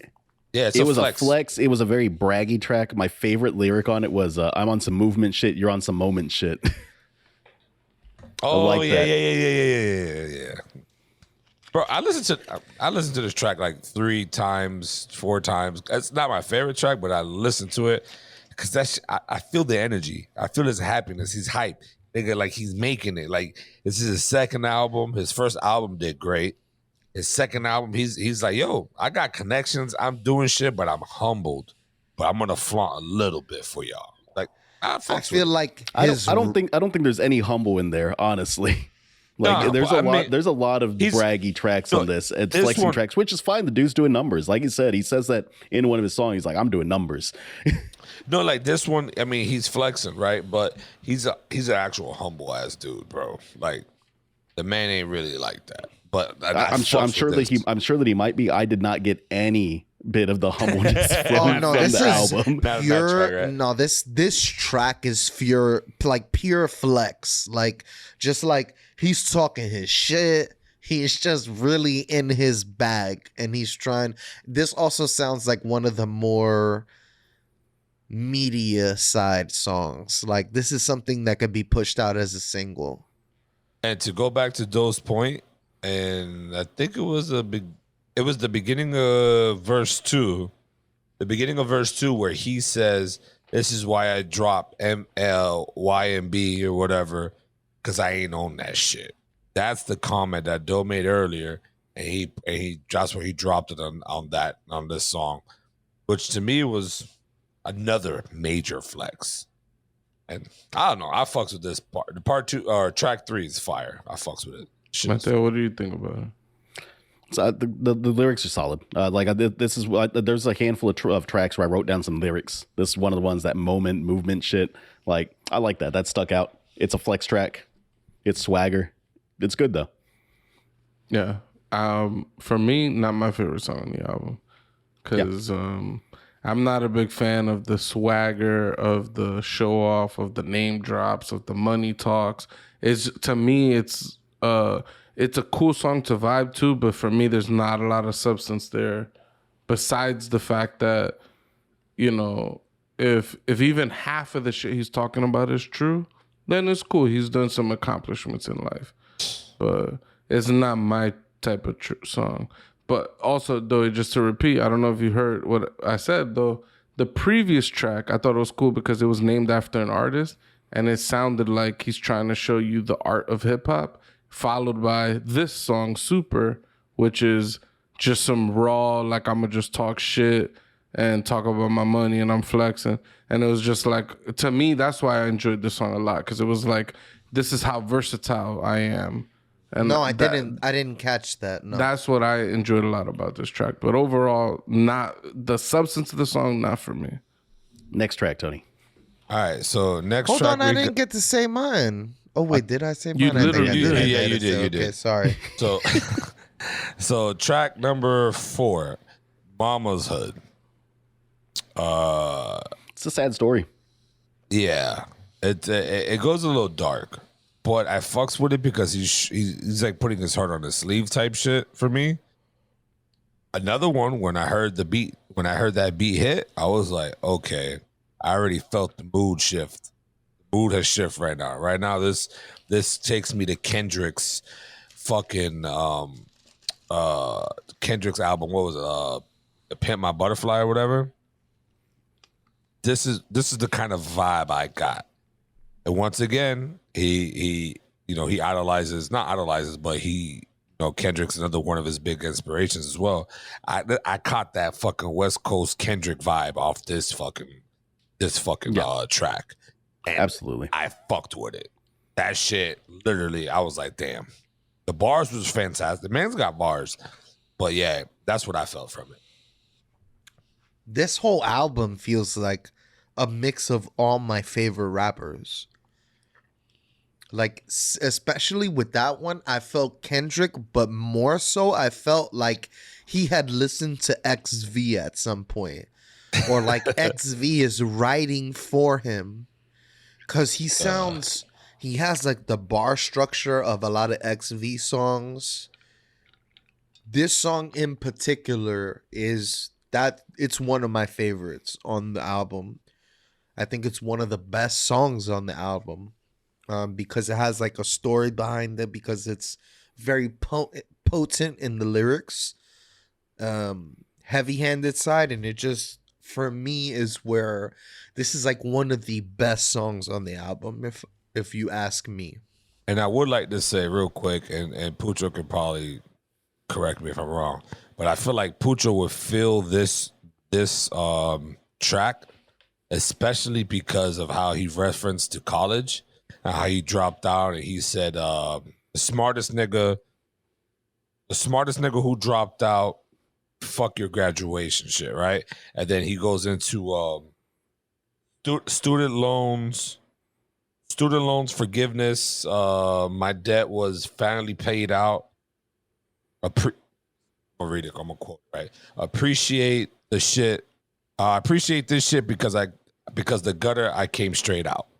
Like, and that to me, I think like maybe Pucho might like this more track because it kind of correlates with him, like how he was, poor, fucking going to college and, stressing and working jobs and trying to do shit. You know what I'm saying? So like, I feel like maybe this track Pucho might like more. I could be wrong. It's also a double entendre because he's talking about like how money, like the appreciation of not the act of to appreciate something, but like how money appreciates, like with interest and loans and shit like that. So it's kind of like the double entendre there.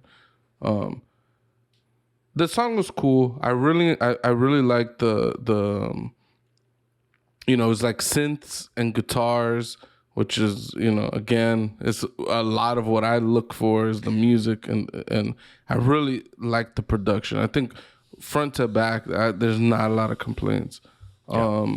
The bars themselves, some of it was cool, some of it was more like a little like substanceless sometimes. I thought the dedication was really cool too. Yeah. Yeah, I don't know. That shit is always sad when you got somebody like that's the only part of the album that I thought was like a little humble. Like he gave props to his friends. He's like, yo, he was the first dude out here that was like making money. You know what I'm saying? And for hood dudes, that's always difficult. Like whoever's making money is basically the status symbol. They're the better man. So I don't know. I thought that was cool. But. Yeah, it was a raw track. It was. I appreciated that about it. Actually, it actually is not my favorite lyrically on the entire album, but it was nice and raw, and I appreciated that. It has a lot of meaning behind it, which I appreciated as well. Next track. Track number 5. And Want From Me. Yeah, Want From Me.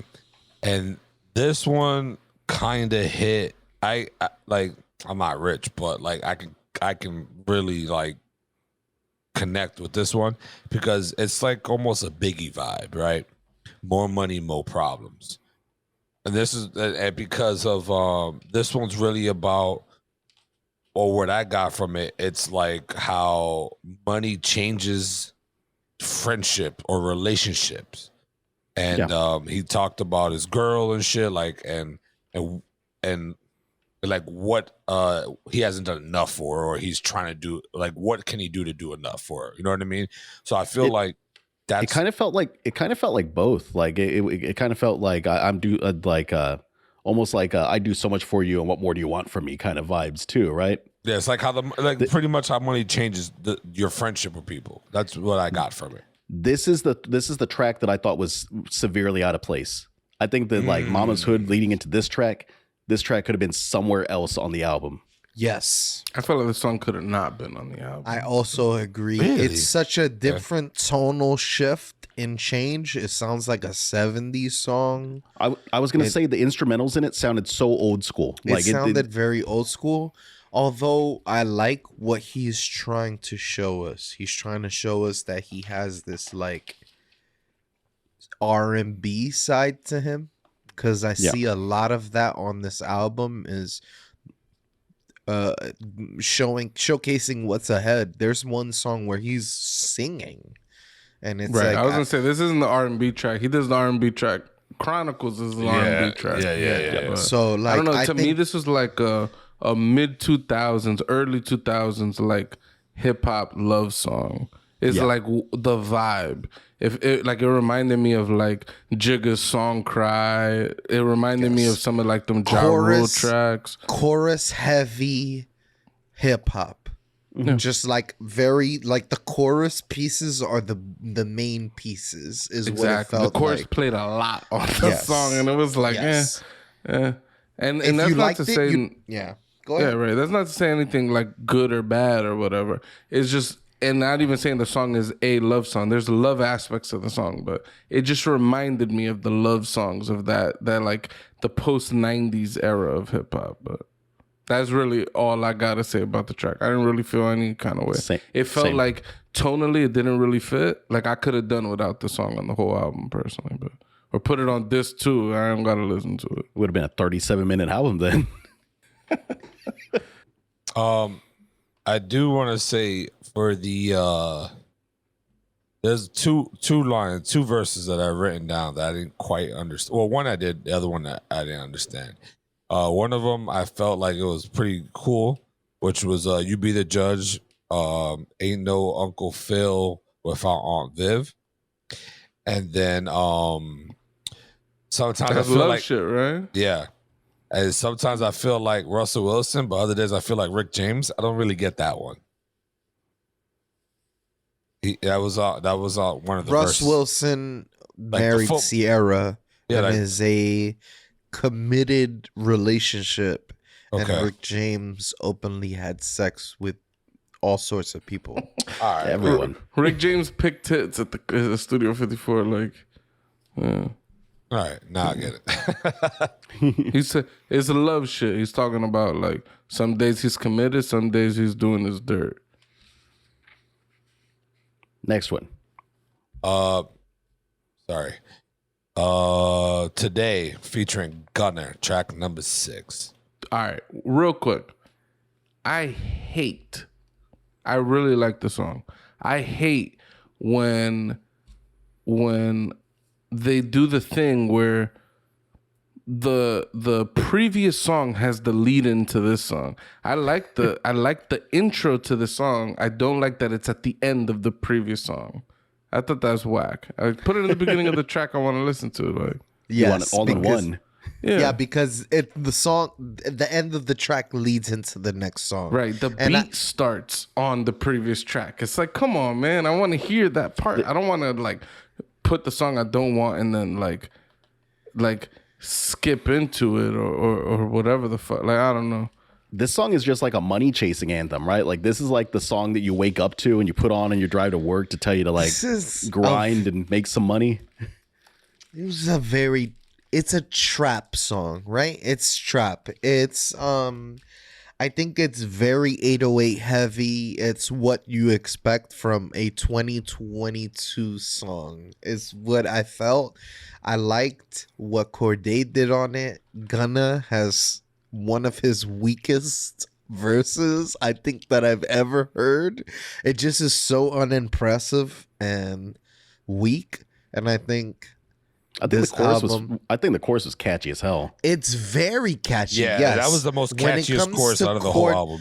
When it comes to Cordae and Actually, when it second. comes to the chorus, I think that album, that song is a good song, but I think the feature is featureless.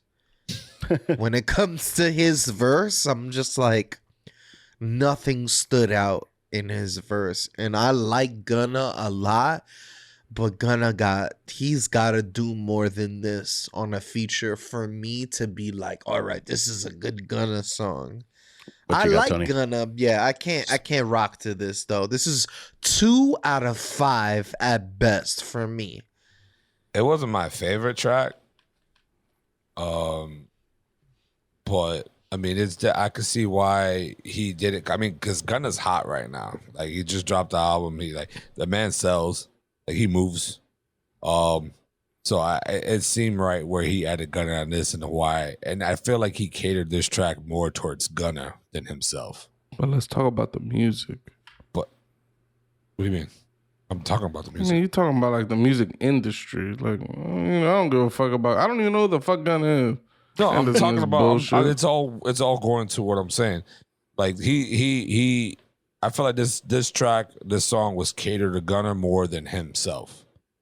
Like giving him a chance to, well, no, because Gunna, not a chance. is Gunna the bigger artist right now? He's the bigger artist For sure. I'm saying that it's like he kind of like, I feel like this was Gunna's song and Cordae was a feature. Like, that's how I felt.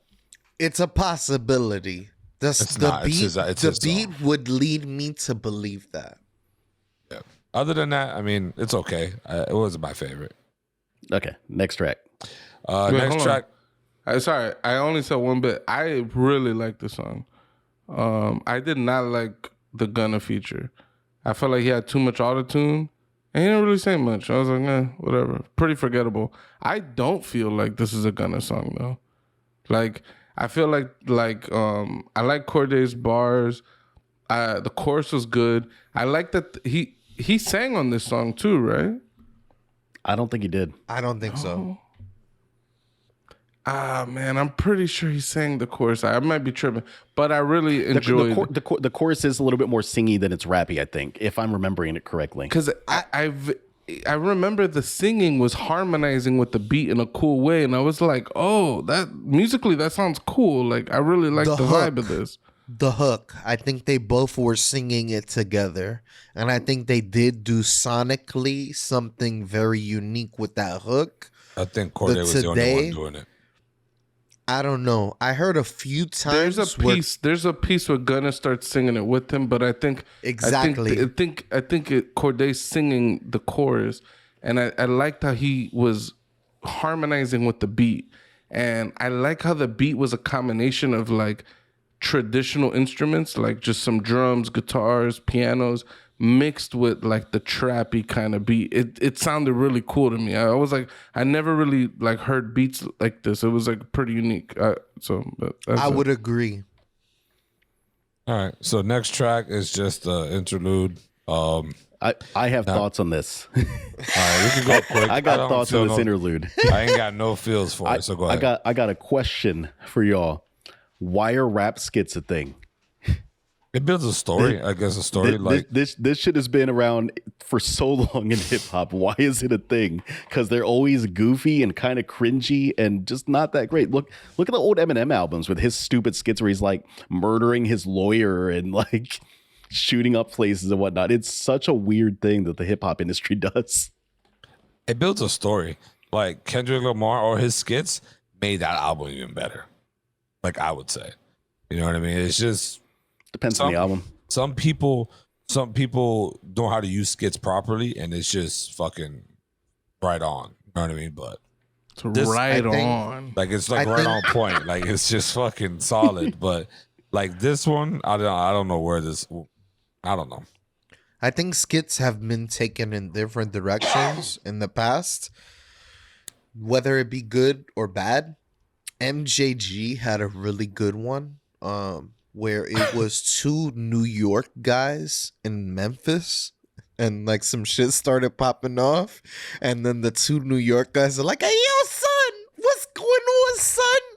There's a really popular place in Memphis called Orange Mound. And they're like, "Hey, yo, these niggas is talking about Orange Mounds. What they talking about? The ice cream, son?" And it's just very funny. And it's just, for the most part, I think it's to inject some either what the album is about, or like some funniness, or like, I think the interludes have always been like a project in showcasing the next part of the song. Like, all right, we're moving into the next part of the song, whether it be some like very crunk shit. Yeah. But I like interludes. I think if you use interludes properly, it could tell a story without telling a story. And I'll hype the next track. Yes, but I think I feel like this interlude was like, listen to the B side of my album now. Flip the cassette is what it felt like, because you literally go from one feature to like 6 features. Yeah. I don't know. All right, so next track number 8, C. Carter. Oh, I like this one because this is it's almost similar to the Super, but with this one's a little bit mild. This one, it's got his dumbest line in the entire fucking album. Can I guess it right now for you? Yes. I got this girl sucking on my cucumber. Yes, got this dime piece sucking on my cucumber. What a stupid fucking line. Yeah, that shit was. I found it fucking hilarious. That's just super weak. I ain't doing too bad for a newcomer. Like, that shit's pretty funny. But I think this one, for me, for this track, it just says how he dreamed of certain things. Like the chorus was like, "I dreamed of a Dodge Charger 24s or whatever, 22s," and then like he's got it now. So I think this is just like, yo, I dreamed it and now I got it. It feels like an anthem. In a way, yeah. More than it does like a struggle rap. I like his versatility on the track. I like the way he switches up a lot of his flows, and he makes a lot of different. What was very impressive with this album is how he kept switching up his flows and keeping the shit kind of fresh. And I felt like this track did it very well. But I still kind of give it like a 3 out of 5. Like, it's okay. It's good. It's nothing outstanding, but it's good juggling of flows. I think this track introduced the most interesting concept that he talks about a couple of times in this album, is this idea of songs as confessions. Like he talks about I atone for all my wrongs throughout my songs, or something like that. Like it's some line like that. And he says some similar things a couple of times in some of the tracks that follow this. And I think that's such an interesting concept of using like music as like a confessional. It's interesting because obviously he seems like he at least had religion in his life, right? Like there's a lot of references to God and religion and things like that. So like it's interesting that that's his form of confession, is his music. It's a cool concept. For a lot of rappers, it's entertainment. You can't get charged for this shit. So you get to say, "Yo, I murdered 3 people." It's entertainment, bitch. You can't charge me. I like the song. I thought it was really cool because similar to the intro to the album, the intro, Jean-Michel, and Super, I felt like the album started again. Whereas like you got the interlude, C. Carter, which was a little bit more boom bappy, a little bit more refined bars, except for his cucumber bar. But like the rap was a little bit more refined than some of the previous tracks, which then leads into Sinister, where he's a little bit more down south. He got Lil Wayne on there, like, so again, to me it was like another song where he's trying to flex, but not flexing his money and all of that, but he's just trying to flex his versatility. I thought it was cool. Wait, we're talking about Sinister now, right? No. No. Nope. Okay. I'm talking about C. Carter, but I'm saying the thing I liked about this song in particular is the placement next to the song Sinister. Yes. And its relation to the interlude, which reminds me of the intro to the album. Like the intro, Jean-Michel and Super, I feel like is like mirrored again here with the interlude, this song and Sinister. I feel like there's like a relationship there that, you know, where he decided to put the interlude kind of like here's your break, let's start again, is like, here, we're starting my album all over again. I don't know, that's the vibe I got. But it's almost like a consequence of how many different like rhythms and beats and instrumentals that he fucks around with. It's almost like he has to have these restarts to the album throughout it. Otherwise, it'd just be more disjointed than it is. Because I honestly think the album's kind of disjointed. I don't think it's properly balanced. For sure. So also a funny bit is Tony saying how unique he is, how he doesn't follow anybody. I feel completely opposite. I feel like in every single song, maybe biting isn't the right word. It's but not a bite. He borrows so much from everybody that came before him. Absolutely. He's like a cool combination of everybody, so to speak. And that's cool. I just wouldn't call that unique. Like I feel like he's following everybody. He's not following. The dude is 24, right? Like very young. He grew up 20 years after hip hop started, right? He made his bones making remixes of old songs, like you know, studying other people's styles. You know, he constantly lets you know that on the album. He says where he was when Chief Keef released his album. He tells you where he was on several different tracks, like where he was when these songs released. And that was cool to me when he said those things. I was like, okay, cool. He's that many years older from me. Honestly, that's a good point. Like those name drops, they might be a little bit more humble than I thought they were. Some of them are braggy name drops, right? But some of them are just like, they're just straight up shout outs. They're giving props like we talked about in one of our previous episodes. So to clarify, like, I think that when I say he's unique with it, it's because he's taking bits and pieces of all these influences that he's gotten over all these rappers. XV is the biggest one for me. I keep hearing XV in this guy's bars. I'm like, why does this guy sound like he's channeling XV? But for me, I was like, I heard a lot of Kendrick. I heard a lot of XV. I heard a lot of J. Cole. Let me channel without the cuts. I forgot that you made the XV comparison. I want to go back and listen and like kind of try to put my ear to that sound. So he's got a little bit of all these influences in here, and what he does is he's taking all the best pieces of them and kind of molding it for him. Yes. Like, it can sound like it's a bite, but when I say unique, it's because he doesn't sound like any one of them single-handedly. You know what I mean? He sounds like a little bit of all of them, but in his own way. Like, yes, and that's what I mean. He put his own spin on those artists. Yeah. Yes, that's what I mean by unique. Like he took blueprints and he was like, all right, I got my map. I'm gonna run with it how I want. I mean, that's kind of what like levels you up as an artist, right? Because like anybody that plays guitar, right? They can buy a tab book, they can buy a chord book, and you can play a cover of a song, right? Yeah. The trick is to turn that cover into something new. Like it's take these pieces and make a new thing with it. Otherwise, why the fuck would anyone want to listen to you just singing the same goddamn song someone else is already? We're speaking about Sinister, right now. Right? Now we're gonna go into Sinister. So Sinister, we're in between. Oh yeah. Go ahead, Doy. What's your Sinister impression? Sinister Apex, second Apex of the album. I was like, what the fuck? Yeah, because it's the next boom bop.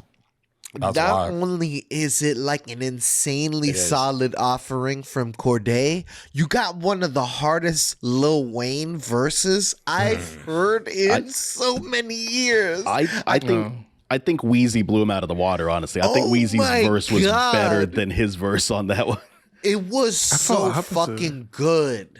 You didn't like the Wheezy verse? No, I didn't dislike it. I thought Cordae's verse was better. And I was like, while the Wayne verse was good, and to Doe's point, it's better than what he's done for a while. I felt like compared to his old shit, I was like, this is nothing to write home about. This is like Wayne just like, I'm gonna hop on a track and just make something good because I just could rap on anything at any time type of shit. I don't listen to a lot of Lil Wayne, so maybe I'm like out of it. I mean, I've seen him live. I've been to a Lil Wayne concert, but I don't listen to a lot of him. But I thought it was one of his better verses that I've ever heard. Like I thought it was good. What's Wayne's first name? Lil. Carter, isn't it? His name is Cordae. That was another thought I had. It was the previous song was C. Carter. Coach I didn't Carter. remember Lil Wayne's Coach name. Carter, yeah. I think the C is intentional. I feel like there's a missing meaning for me in that song. That's what I'm looking for. I don't think the name of the song is Coach Carter. I thought the chorus was weak on Sinister. That was my complaint about the song. I didn't like the chorus very much. The verses were hard. But this album does this thing where it adds live instruments. Yo, the bass guitar on Sinister, ew. I was like, yo, whoever's working this bass guitar is killing this shit. And I think this album blended very well. Even going through, you're going to go through a Hit Boy track. Hit Boy, knock this shit out the water. Let's move to the next track. So Chronicles. Hold on, though. Slow it down. Tony didn't say his thoughts. Yeah, you're fucking moving. I do like this. Not as much though. Lil Wayne did kill it. Cordae, I think, killed it a little bit better. But it's Lil Wayne, and I think since the last shit that he dropped, this is better than some of the last little things he dropped unfeatured on. And that's all. So going on to the next track, which is definitely my favorite track of the whole album. This is number one for me. Chronicles. And I like it more because this is more romantic type vibe. Like, and what I mean by that, like, it influences a lot of soul. It's like I feel when I heard, and maybe because it's her, maybe because hers on there, it's singy, but well, this man always, I don't know why his face just destroys me every time I talk. But yeah, I was just thinking about how your audio is cutting out right now on Discord and how much shit you were talking to me about how my audio cuts out. My audio is cutting out. Do you guys hear that? I was like shaking my head. Do you guys hear the audio cutting out? Verify. I think it cut out a little bit. I couldn't really tell too much. It's not cutting out for me. Thank you, though. I can depend on one of you. I got your back. I got your butthole. Dude, Cordae has some fucking pipes, dude.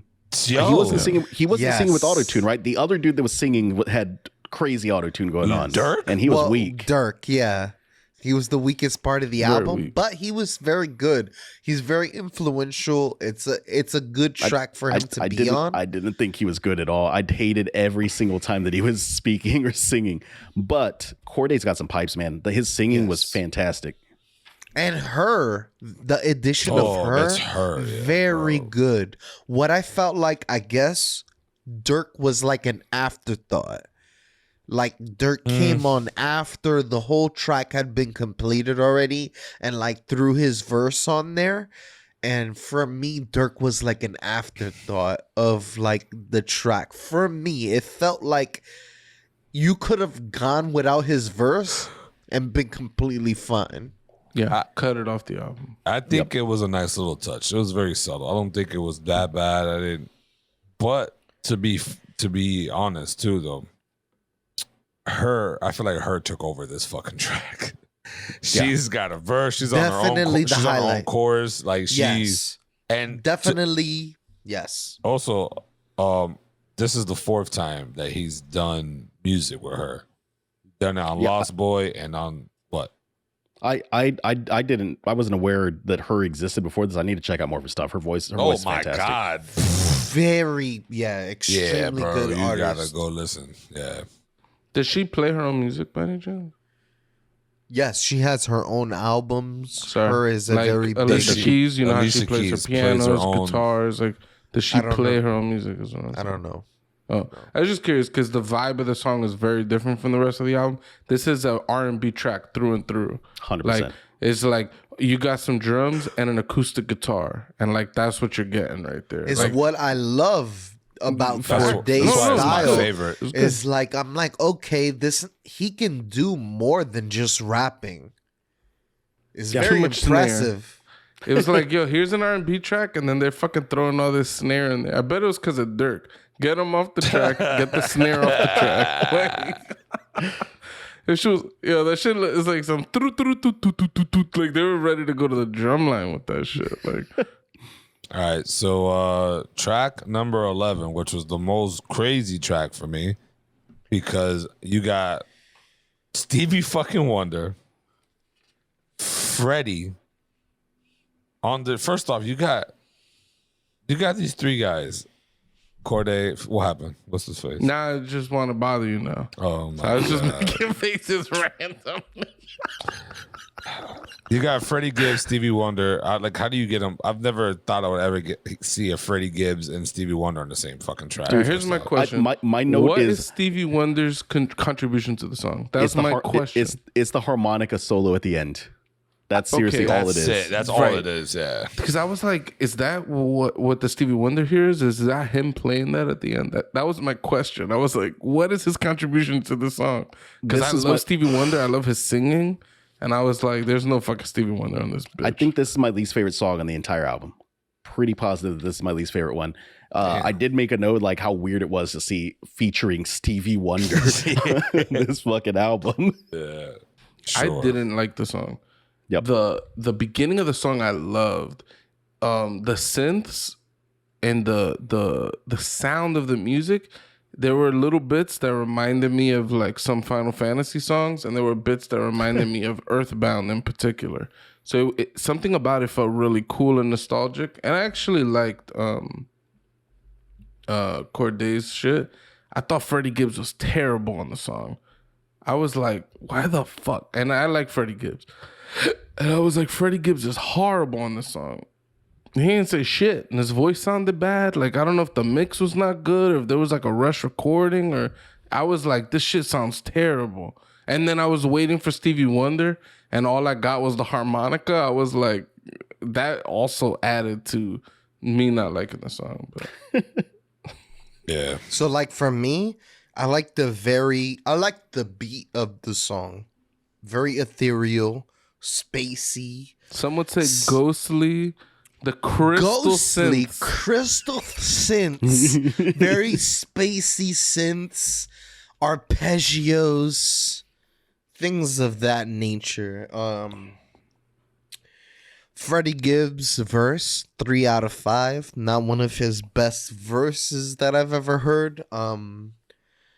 He did some triple flows at the end of his verse, which kind of sounded pretty good. But other than I that, like it. it's like 3 out of 5. So next track, which is my second favorite, Westlake High. And let me tell you what. Oh, Yo, Gotti, shout out. No. That shit was the lame. first two lines in his fucking verse, right? If only Father Time had patience like Mother Nature.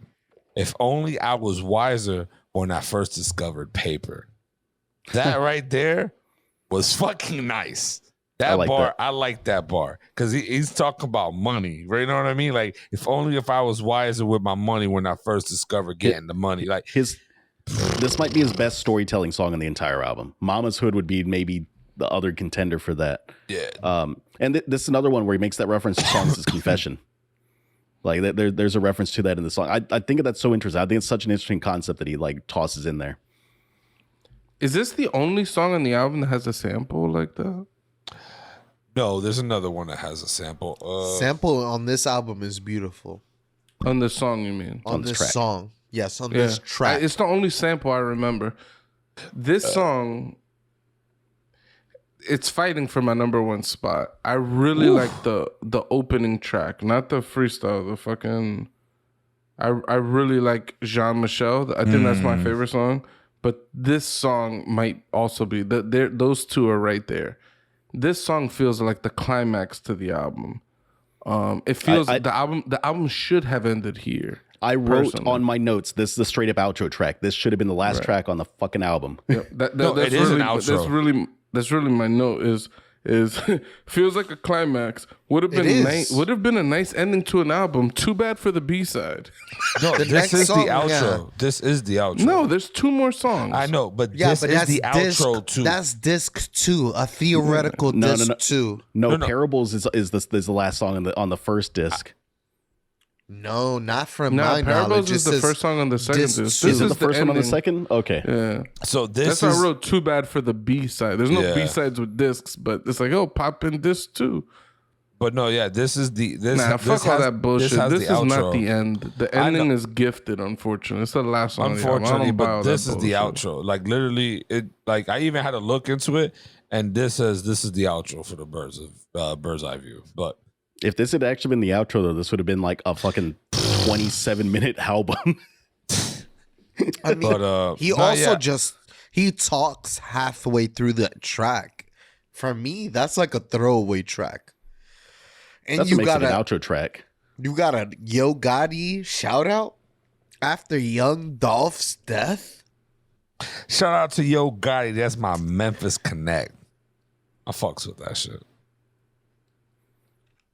He always puts his I'm not no niggas young on. I Dolph give him guy, respect. so I'm not. I don't feel no type of feelings. This is fighting for my number 1 spot on the album. All right, I don't care about talking in songs.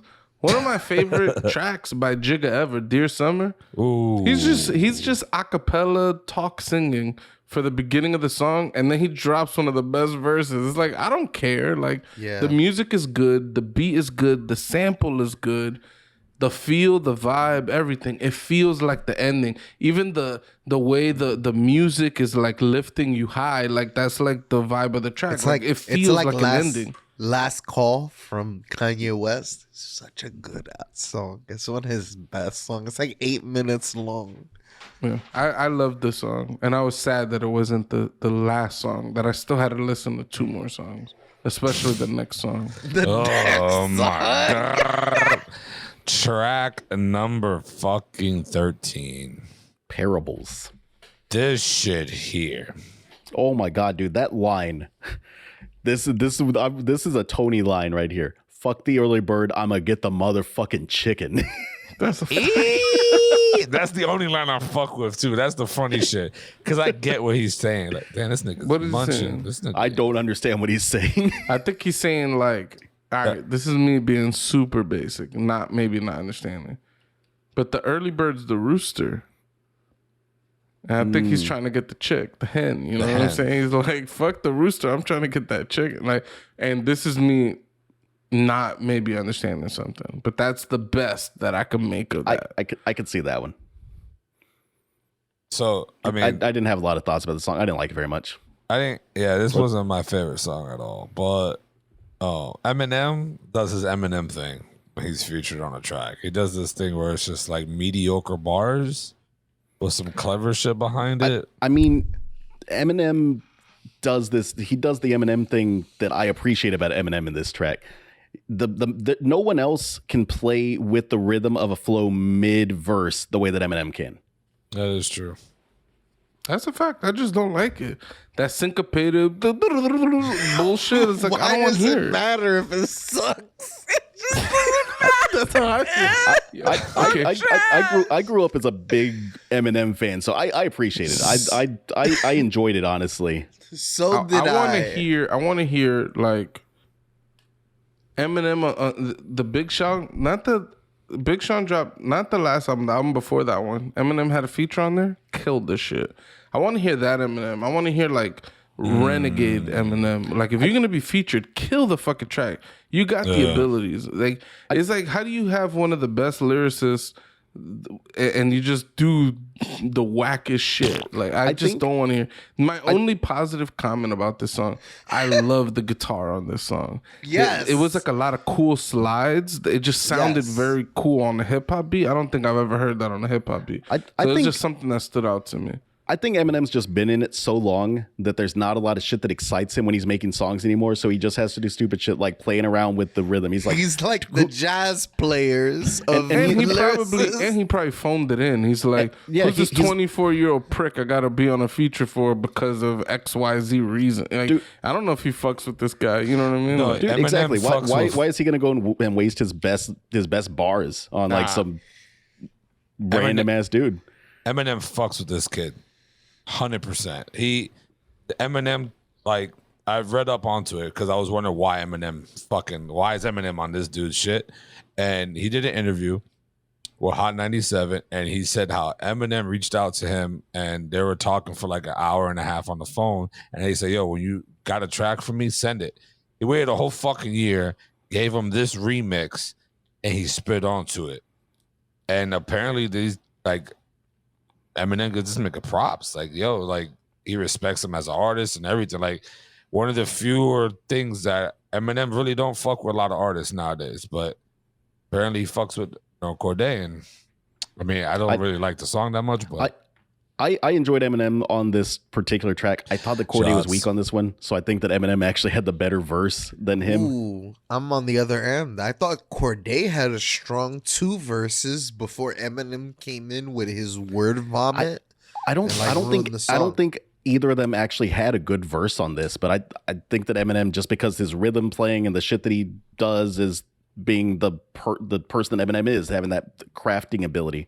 That's what made it for me. I think that like the lyrics on this one are just weak.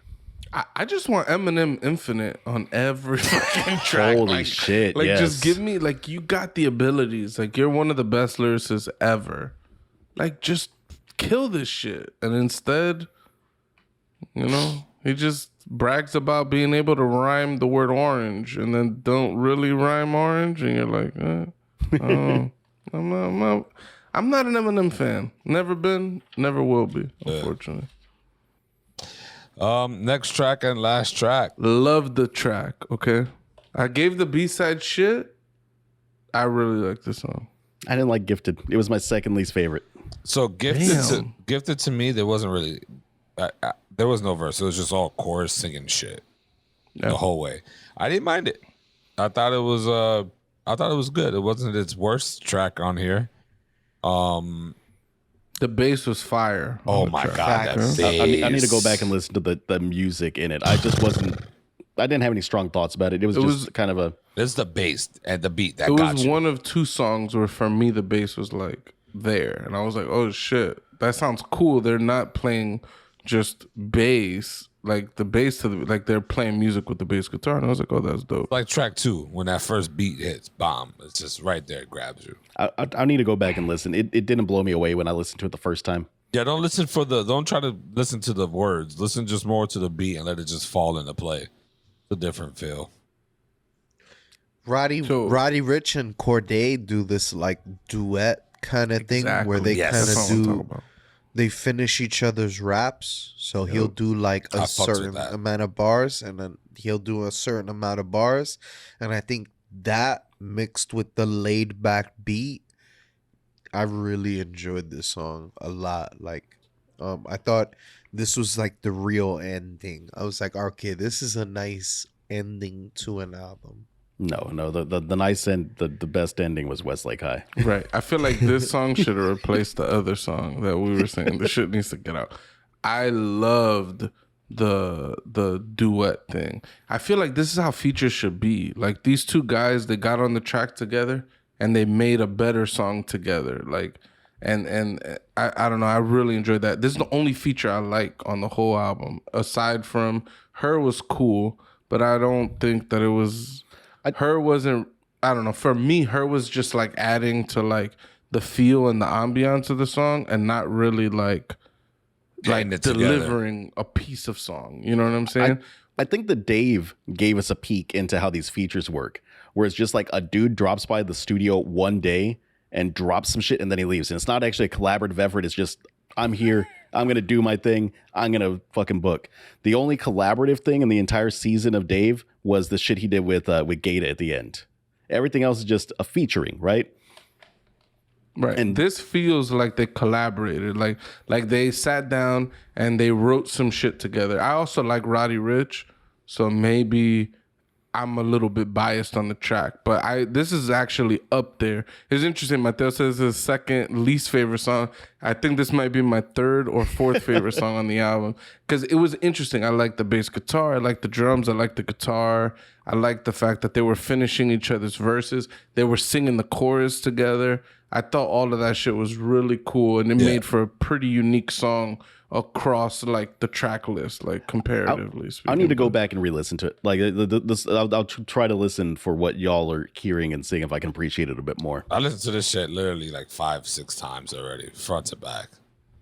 I just kept listening to it because it's like some of them I was like, damn, did I miss something? And plus I'm at work, so it's easier for me to listen to that shit. Yeah. I think I listened to this album like a good 4 times in the past. That's like, funny because you were concerned you couldn't even do this. For so me. I did it. So I listened to it once this morning, or something like that. Last night, this morning, I listened to it another time while I was riding to work. I listened to it on my break, and I listened to it on my way coming home. So about 4 times. Real quick to wrap it up. Out of a 5, what do you guys give the album overall? I would give this first, me Doey, I'd give it a 3.5. I'd say that it's a decent offering. It's not extraordinary and it's not terrible, but I think it's a 3.5, which is like a good listen. I think you should give it a try if you haven't. If you've never listened to Cordae's albums, this is a good one to jump into. There's something for everyone. All right, Pooch. You keep stealing what I was gonna say. I would give it a 4 out of 5, but really I'd give it a 1 out of 1. Go listen to this shit. Some people would say that me giving it a 1 out of 1 makes me not a hip hop fan. I can't wait for the comments. Nah, but in reality, I like it. I like it a lot. I thought it was really cool. Like Doey said, I think there's at least a track on this album for everybody. Maybe not for a country fan. Yeah, I don't know. I thought I like pretty much every single beat on the album. I thought the production was good across the board, and I'm actually a little bit bummed out that there's a couple producers on the album that are that got big names or whatever, and I'm like, I kind of preferred the fact that the heavy lifting is done by the more unknown producers. You should have just gave them the whole album, like, because the production was good across the board already. So it's like, do you need a Hit Boy on the fucking album producing a track? Like, I don't think so. Like, that was the only one he mentioned, which was a good track. It was a good track, and I'm not shitting on that. I'm saying, like, if you got unknown producers killing the fucking album, like, let them get them props. Like, you don't gotta put a Hit Boy on that shit, but maybe you do to make it more popping. You know what I'm saying? I don't know. There's a balance. I'm not a fucking, I don't release music, so I don't know what that entails. But Mateo? I'm gonna go with 3.75. There's a hypothetical version of this album, though, where they moved the songs around a little bit and it was a little bit better paced, and it's a 4. Yes. that's fair. That is such a valid statement. I wish more people understood that song placement and like creating a apex, like creating an album that does this and like starts off, comes, and then ends is very important. And if you don't have that flow in an album, it's detrimental to the album. Yep. All right. So last but not least, I give this one a 3.8. Damn. Yeah. One upped me by I did. 0.05. Why would you do a 5-point scale if you're gonna make it a 3.8? Might as well just give it like a full 20-point scale. Because I don't know so what could you just- guys are gonna give it. The only reason why is I could even give it a 6. I could say, let me round it off. I can give it a 4. The only reason I have an issue is because of the track placement. That's it. That's my only issue with it. Because of the what? The track placement. They could Right, have. they cut for you, right? Yeah. Yes. I might have. And when the episode comes out, everybody's gonna think I'm tripping because we're gonna have that high quality audio. There's gonna be no cuts. It's just Discord Damn, this being man a bitch. just cut. Y'all Because heard we're him? doing our local captures. They're going to be like, what the fuck is this? This dude down to the right, he can't hear and he doesn't like hip hop. What's wrong with him? Damn, everybody's Horrible. cutting. Everybody's cutting. But yeah, I think if you never listened to him before, this is a good album to go into. And then follow it up by Lost Boy. That's also a great album. I think he's growing as an artist. I think the R&B tracks on this album show that he can do more than just rap. But I think he's getting a little too ahead of himself, creating these anthem songs. And I'm like, I kind of like you as the humble hip hop rapper that we started off with. I don't know, man. That's like dating Naomi, The tennis Osaka, player? the tennis player. That I'm He like, dates her? Yeah. he's with Oh, yeah. nice. I was gonna say the song was weird. There's some tracks on the album that only got like 50,000 plays or something, Yeah. which tells you people aren't listening to the album. And the Roddy Ricch song got like 30 million plays. It's And- Rowdy Rich. So I'm like, there's and it might be the single, right? I don't follow this shit like that. I be on my Spotify shit, be recommending albums. I be on Reddit, people recommend albums, so I listen to it, but I don't really follow like oh, he dropped this single or this music video. Like I don't know, right? I don't know. I don't know. I really enjoyed it, and I don't know. I just found it strange, like the track. When I saw how many plays this track got, I was like, "Oh, this is like some ultra whack commercial shit that's just like there to like." And maybe the fact that I thought so low of it is why I enjoyed it so much, because I was like, "Oh shit," like it subverted my expectations, but. Anyways, Tony, you got to take us out of here. I think it's the Yeah, longest I've been episode waiting for you ever. to shut the fuck up for now the past 5 Oh, minutes. suck a cock. You and Doey, my nigga. Y'all like this.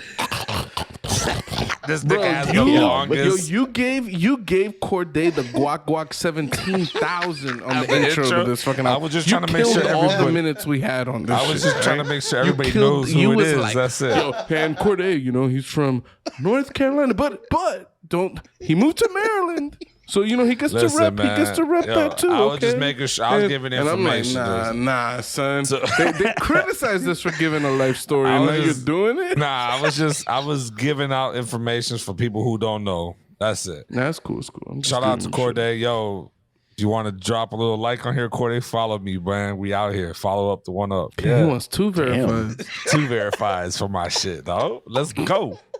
But nah, as again, thank you if you guys lasted this long into the Hate of Pucho's Hip Hop Music Award festivities, whatever the fuck. Feel free to hate on him. Follow him and hate on him. Shit on him every day. I love it. But make sure you subscribe to the One Up Podcast while you do it. But as always, I just people. want to know, do Oh. those pieces of shit commenting on the YouTube videos, do I sound like I hate hip hop? That's all I want to know. I think that it's the scale, man. I think that people are so like accustomed to like, if you like an album, it's got to be a 10 out of 10. If you hate an album, 1 out of 10. And there's no in between. I think that what's going in between is people just don't understand that. Yeah. But as always, people, go one up yourself. Damn, that's peace. Damn, fuck you. Peace. The switch.